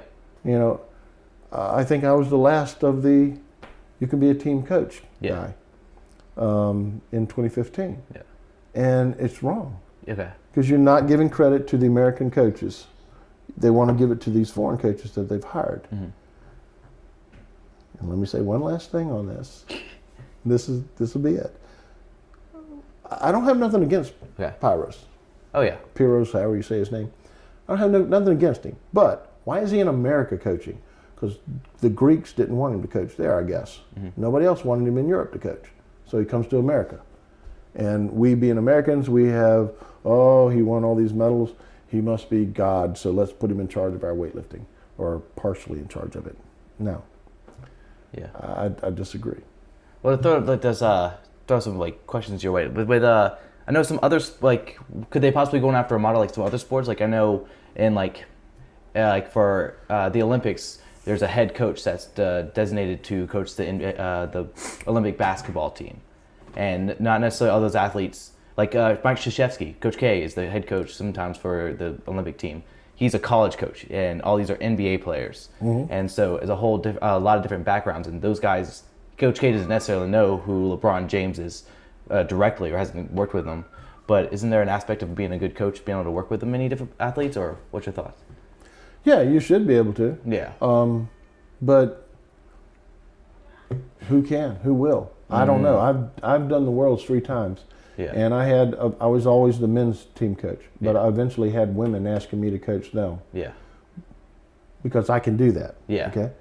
But, and I'm not doing this just to sell myself as the coach, but I'm just saying that no American can be this team coach anymore if they keep this system up that they've got where they're just going to name Piros the head coach, Mike Gattone the assistant coach. And there was no advertisement for a coaching position or assistant coaching position at all. And then the other side of the coin is they don't have a gym anymore. There's no OTC. So there's no team coaching area to bring them in and coach them that I know of, unless they're going to start using other people's gyms. And it's just, it's ridiculous. It just doesn't work. Yep. There's a better way. And they won't listen because it's going to involve American coaches. And somebody's going to have their toes stepped on. Somebody's going to have their feelings hurt because they're going to want to be that American coach. Yep. Not because they can really do the job, but that because title. they just want it. Yeah. You know? And they're not willing to put the time and effort into it. Again, it goes back to the execution. And who's willing to do the execution? And that's the whole problem with a lot of things in the world, all over, whatever you're trying to do. Yeah. A lot of people can talk about something, but will you execute it? Yeah. And ultimately, when I hear you saying all this, I can, the loudest thing I hear is that you really care about your athletes, and you really care about the people that are representing us and taking care of us, and wanting to make sure all these athletes do a really good job and are safe and are looked after and mentally and physically prepared to do what they came to do. Yeah. That's what it, I mean, it's the your whole heart thing. that's showing through all this. You're taking these teams to these places, and they need to be not thrown together. It'd be better if they were a team longer, and they trained longer under the coach. And then the coach would really be coaching. He would actually be training them. He would be helping them. But they don't do that because everybody, again, gets their toes stepped on. No, I made that lifter great, so I'm supposed to be able to be the great one, with them. No, so there's somebody that can be a better coach. Yeah. And they won't allow it because they're an American, and they'll step on toes if they do it. And that's the way I see it. And I'm sure Phil and them would argue that, but oh well. That's the hardest thing. That's the hardest thing. Everybody wants credit, and getting your credit is very important too, because it's common in music, like sampling songs, sampling tracks. People want their credit for their instrumental that they created or the original music that they created that someone else copied a little bit, but that person over there is making millions of dollars off your song that you created and made only a couple $100 off of. And so, like, how does all this transfer? There's just now you have a chance to get your voice heard. It's our big dilemma. Everyone has their voice heard these days, and everyone can use each other's voices and use each other's works. It's gonna be hard, and it's gonna be interesting to see how we figure out how to use all this and coexist with all this information that we're thrown into. Yeah. Oh, and when this goes out, I'm sure I'll probably get kicked off the Pan Am team. I'll work it through, and if there's anything, like, I can easily do little tweaks and stuff if you ever wanted me to fix anything. I don't really care. I don't say much. Yeah. I don't get out on Facebook and tell everybody my life and what I'm mad at and all that stuff. But I probably need to start doing it because it's just stupid.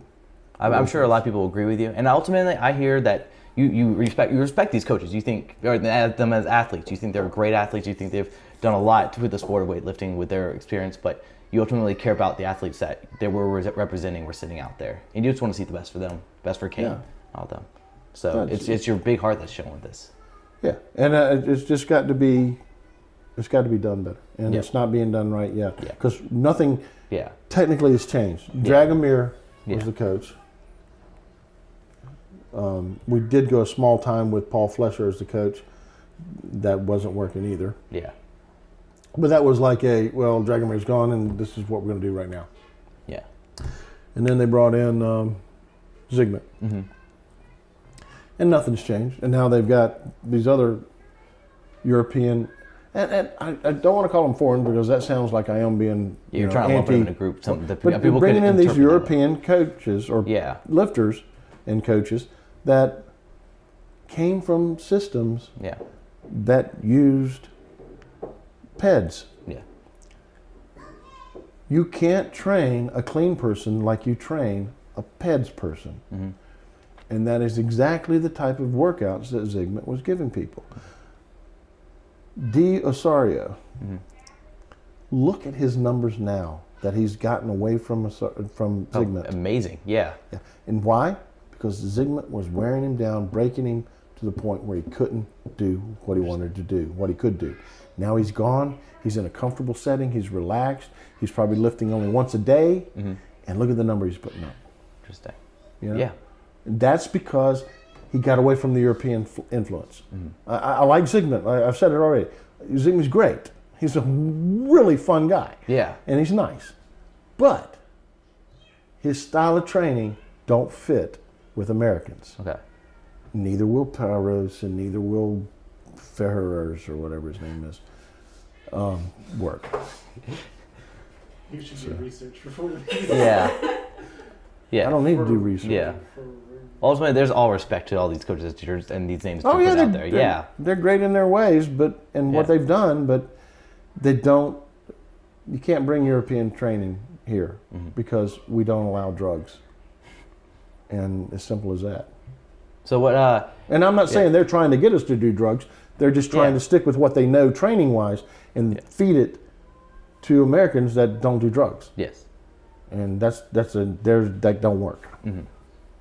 You're gonna hate this interview. Oh no, I think it's fascinating. And honestly, you could try to say the most politically correct stuff, but people are going to pick things apart. And so Oh, they probably will. yeah. Yeah. And ultimately, I want to convey, make sure is that you really do care about the sport. And all that's Yeah. ultimate. Yeah. You want to see athletes like your athletes and D'Angelo Osorio hit his numbers and stuff like that. You're really confident and Well, you really care about these things. Kane is the second strongest American male lifter ever in the history of USA weightlifting.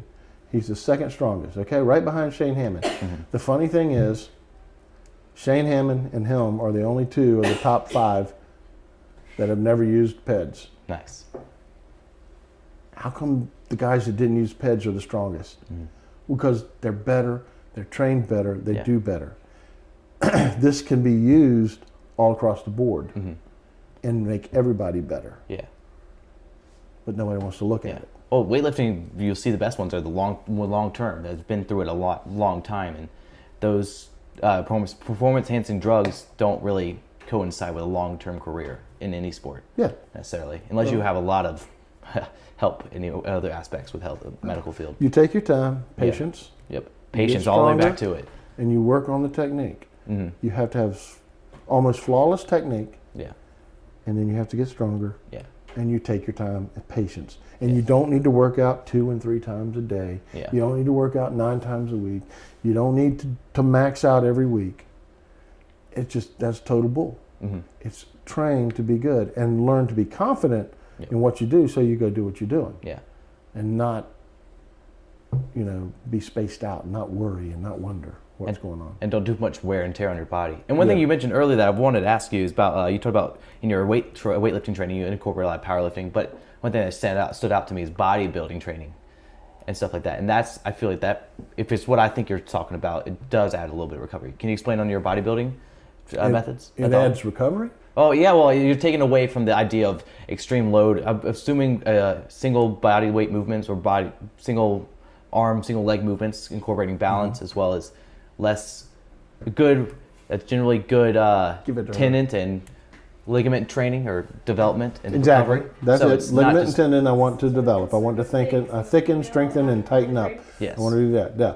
But I don't necessarily call it a recovery kind of thing because the way we do bodybuilding, Ooh, it is grueling. okay. We went to a national bodybuilding coach in West Virginia and had him teach us how to bodybuild. And that's what I use. Oh, okay. And it is grueling. Oh, It yeah. is like CrossFit, you're dead at the end. Well, yeah, Arnold wasn't necessarily smiling when he was doing these reps. So, exactly. So it's some tough stuff, and it's usually, sometimes it requires more recovery Yeah. Okay. from that. So, Well, because all the lactic acid is gonna be through. yeah, you're just burning swallow from your it and everything muscle. like that. Thank you, ma'am. Oh, So, You got me going, man. That's So, so yeah, we do that a lot, but we do a lot of recovery, especially for Kane, because the poundage that he lifts is grueling. And he's a big guy, but just because you're a big guy doesn't mean you can do 25 tons a day of lifting.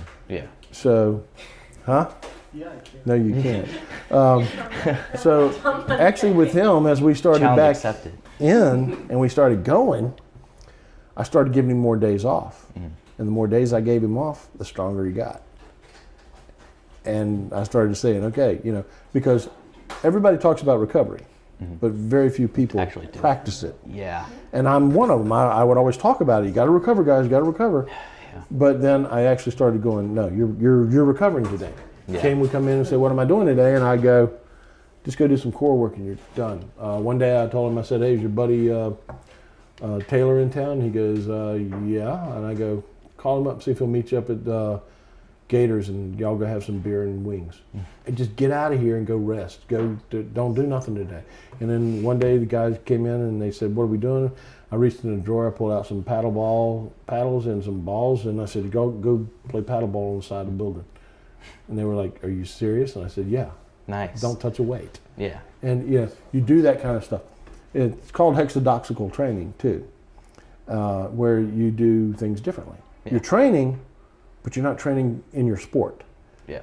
And it's a break, it's a release, it's a rest. People would call it active rest, but there's big things I use and I like to use and I like to do. Emily doesn't need as much rest as Kane, and some of my newer people don't need near as much. I can work them like old mule. Yeah. They don't need it because they're not lifting that kind of weight. But once they start lifting more weights, they need a little more rest. Yes. And you have to remember, we're not using PEDs, so This whole balance of. we have to recover properly Yeah. and not through, rushing it with extra testosterone or whatever else, So, There's also the mental aspect of recovery. It's like, Yeah. because I don't know about y'all, but when I take a few days off, I'm just even hungrier to get back onto the bar, unless I've just been beaten down over and over again after my training has just been volume on volume. no, that's true. Any kind of rest that you can get Yeah. it should let your mind. And Yeah. that goes back to the mental training that I would do, that you need to get away.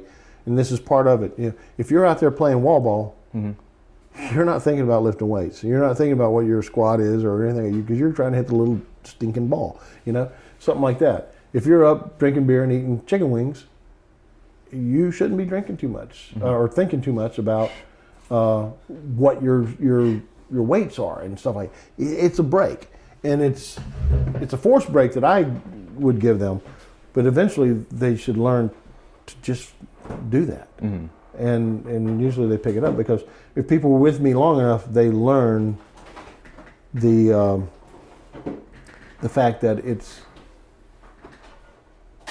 you don't psych yourself up to lift. You lift because you can lift, Yeah. and that's what it is. You lift because you know how to do it. You know what you're doing. Yeah. It's not by fluke that if Kane doesn't mind me using an example, he PR'd 16 kilograms in one competition.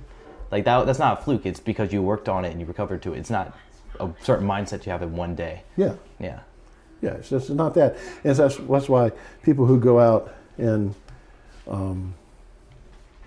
they pace behind the bar to lift, and they get this real angry look on their face, and then they act like they're going to just kill somebody. Yeah. I don't get it. I can Why do you never. need this super psych? And then the people who do the lifts and throw the weight down, and they throw it down like they're angry and they're mad, and they're like, and then they stomp off like, Yeah. I killed you. I don't get it. Yeah. I don't get it. Go lift. Enjoy. Have fun. Drop the weight. You beat it. And come on off with a smile on your face and, thumbs up, wave to the crowd, whatever. Do that. It's fun. Yeah. And what's funny is a lot of them people, when they miss the weight, then they smile. Ooh. Because the weight kicked their butt. So then they smile. They don't get that mean look on their face. So it don't make sense to me at all. Ooh. I'm very interested. See, I'm interested in probably interviewing a few lifters that do that kind of aspect or approach the bar that way. They're around. Yeah. Oh yeah. Oh yeah. Emily. Oh no, I'm just kidding. Yeah, she has to smile all the time, but she's I like, used to. really? Oh, I used to be like that. Okay. Yeah. It doesn't make any I used sense. to be like a very like intense, angry lifter. Yeah. I try to yell like before my lifts, but it just makes me so tired and exhausted just from that kind of emotion, just bringing it out. When I lift I have a people say I have like a muted scream when I lift because like my mouth is wide open, my eyes are intense, and there should be something coming out, but it's just all internal. I'm trying to drive it into my movement, the bar. Yeah. The way I've always been. And whenever I did anything lifting wise, it's all just me inside, my mind, my game, my way, and that's it. You know. Yeah. No screaming, yelling, no stomping, nothing like that. You know. Yeah. So it just doesn't make a lot of sense to me to put all that emotion, because too much emotion can weigh you down. Yeah. And it takes away from your strength. So don't do it. Yeah. Just go have fun. Yeah. And that's the way I look at it. So. Well, with having fun, what's fun for you these days in weightlifting besides coaching? Are you working on any projects or anything like that, or any kind of new stuff that you're putting out there? You said you have I'm not trying to reveal any details. Again, you're very competitive, so I'm not trying to reveal the biggest Well, I'm not going secrets. to tell you about those. But, yeah. But is there anything that people can come like learn from you or support you with, or anything out there right now? Anybody that wants to can come, and I'll help them, and I'll do distance training. They can come and join the team. I'm always looking for lifters. Where's your mecca these days? My mecca. Yeah, like your place, your home, your gym, your sanctuary for weightlifting. I would actually rather my sanctuary be here in my garage again, because I like that. Oh, yeah. Kane don't like it. He likes the gym, the CrossFit. It gets a little hot, I guess, over there. But yeah. But I like the gym, being in the garage and being rustic like that. I'm definitely not about to throw out your address to anybody, though. No, don't do that. Well, I don't have anything to lift here. We moved all over to the CrossFit we have now. Yeah. So, but I don't mind that over there. I'd like to make it a little bit bigger and all, but I don't know. My mecca's in my head. Nice. And I think of stuff there and play it around a little bit, and then I try stuff. And if I don't think it's working, I stop it. And if I think it is, I keep going, and I come up with workouts and things there. And I just I stay in my head. I stay to myself. Yeah. I mean, it's the way I am. People probably, people don't come and talk to me at national meets normally, and they probably think I'm just a jerk and I don't want to talk to people, but it's not that. I don't know who wants to talk to me, and I don't interject myself. There are some coaches that they see a lifter do something and they'll start coaching them like it's their own lifter. I won't do that. We had a girl at our gym recently that worked out with us before nationals. Yeah. And I watched her lift some. I didn't say nothing to her. I saw things, but I didn't say nothing to her because I will not coach another coach's lifter without permission. Of course, the last day she was there, she told me that her coach said, if I said anything to her, listen to me. That's huge. That's respect and all. That's cool, but I wish I'd have heard it sooner. Not that I could have really changed that much. She's a pretty good lifter, but I don't do that. I won't do that, and I just don't walk in a room and start yelling at people. Do this, do that. You got to be here. You have to ask me for help, and you have to ask me if you want my opinion. Yeah. I don't throw it out there to you. So. Yeah.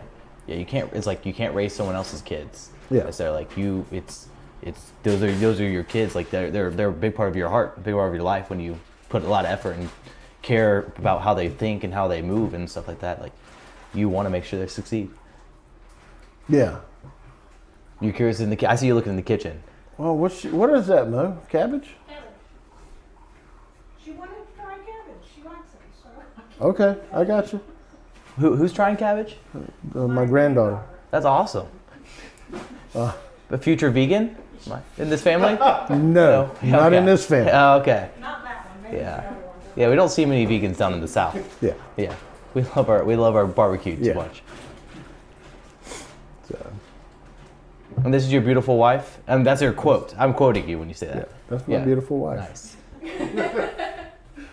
That's my Momo. Oh, that's her nickname or special name? Mo or Mo. Momo. The grandkids call her Momo. Yeah. I call her Mo. Yeah. Jeremiah, it's nice to meet you. Oh, I forgot you hadn't met. Yeah.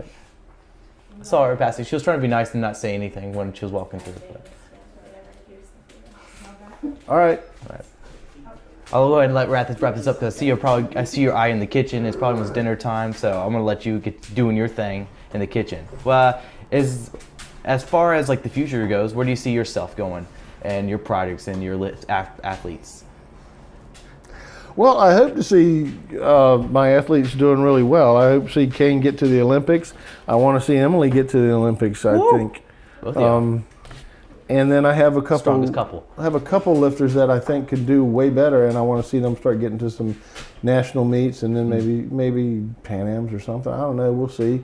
I got one girl that's young that could really do good if she can financially stay in the area and stick with it. She could do really great. But as for me, I don't know. I'm old. So not the Olympics for you. Not Well, that I've already said that's not going to happen. Oh. I mean, I might be a funded coach.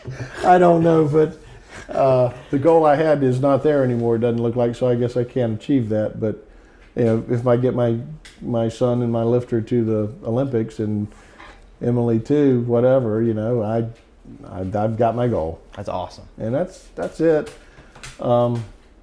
Along the way, I'd be glad to help anybody. I'd be glad if anybody, you know, I never put this out because again, I stay to myself and stay quiet. But I'm always looking for lifters. I'm always looking for people I can train and help. You know, I'll do some distance training. It's not too expensive at all, and you know, I'm always looking for people. I'd rather people move to the area and train, so I can get my hands on them better, and who actually really have dreams of wanting to be as good as a Kane or something like that. Yeah. And then you know I could do a lot with them, but yeah. I don't think too many people want to move to Charlotte, evidently. At least not right now. Yeah. So I don't know. I don't know. It's booming over here. It's getting busy. It is booming. It's a big place, and they got lots of jobs around here. But I don't know. We'll see. It's just how it is. Yeah. Any advice for any coaches any new coaches that want to learn more? Where should they go to learn more? Well, they should go to what I refer to as a real coach, and I refer to that as I'm a real coach. I coach weightlifting. Don McCauley coaches weightlifting. Tim Swords coaches weightlifting. John Thrush coaches weightlifting. There's other Mark Canella, Artie Dressler. People, they coach weightlifting, and that's all they've done. And I mean, they may have some other side gig, or they may be a strength coach out of school, but they coach weightlifting, and they've done it for a number of years, a long time. They've produced people from what's a snatch and what's a clean and jerk to national champion or national level, even just that. Get with somebody that's like that, and don't go to this will get me in trouble too. Don't go to a Louis Simmons or a Wendler program or this thing or that thing or a CrossFit thing. Go to a weightlifting coach if you really want to be a weightlifter. If you want to be a CrossFitter, by all means, CrossFit, man. I mean, it's great stuff. And they pay better than weightlifting if you win. So, you know, go for it. But if you want to be good and you want to be a good coach, go to a coach that's got some experience that will help you. I mean, you know, it may cost you some money, it may not. I don't know. That's different. You know, guys are different. But go there and learn. Yes. Learn the different ways. Learn the secrets. Because I got secrets that I don't divulge to people. And I'm sure other coaches have secrets they don't divulge to me. But you can learn them if you're right there in the room with them. And that's the best way to do it. Other than that, they can sit back on their butts and wait till that perfect person walks in their gym and says, I want to be a weightlifter. And they're so strong and so Abnormal. Abnormal. If they're just perfect at everything. I mean, they're so coordinated that they just knock it out of the park. You know, then so be it. But that's what a lot of football coaches do. You know. Oh yeah. And they just wait for that perfect team to come. Other than that, they don't do much. When I was in football and coaching football, I tried to take bench sitters and turn them into players. Yep. And I took players and turned them into all-stars. And I took all-stars and turned them into elite. Yeah. And the elite, you just kept them great. You know? Yes. And that's what you tried to do. You want to build a team. You don't want to. You don't want to just wait. Yeah. I don't want to get lucky. I want to make it. Yes. I want to build it. I want to make it happen. Yeah. I don't want to be lucky. So, and that's what they should do. And I'm available for that too, I guess. If somebody wants to learn more coaching, they can get with me and we can talk something, work something out, and they could learn. Excellent. Do you have an email that you prefer them to contact you through? If you contact me, I prefer wilkesweightlifting@gmail.com. Excellent. And they have a website, Wilkes Weightlifting, and an Instagram at Wilkes Weightlifting. So. And you can contact me on the wilkesweightlifting.com email too. But the one I use the most is wilkesweightlifting@gmail.com. Fantastic. And again, like action. So Yeah. a lot of people will listen to this and be like, oh, I should contact this person one day or reach out to this person. But I doubt it. Yeah. It's once you add that one day that defeats the purpose. You have to act now. There's no perfect time for anything really. Yeah. And if you wait for it, it's gonna be too late at that point. Yeah. I'm starting to figure that out. I'm trying to get some stuff That's going. true. So yeah. Well, awesome. I appreciate it. This has been a fantastic job. I want to say thank you so much for talking with me. Okay. Awesome. No problem. We're all done. All right, y'all. Thank you again so much for listening to this episode with Coach Wilkes. Again, hit him up through Wilkes Weightlifting, and be sure to check out the rest of the episodes. We've had Kane Wilkes on the first episode. We have Colton Beasley on the second episode. Matt Bergeron on the third. Check out Tomorrow with Jason Windley, my mentor and owner of Body Shop X in Valentine, South Carolina. And be sure to check out my man, Fat Rat the Czar. He's a hip-hop producer in the Columbia area, one of the best. Check him out. Won't be disappointed. Have a wonderful day, and peace.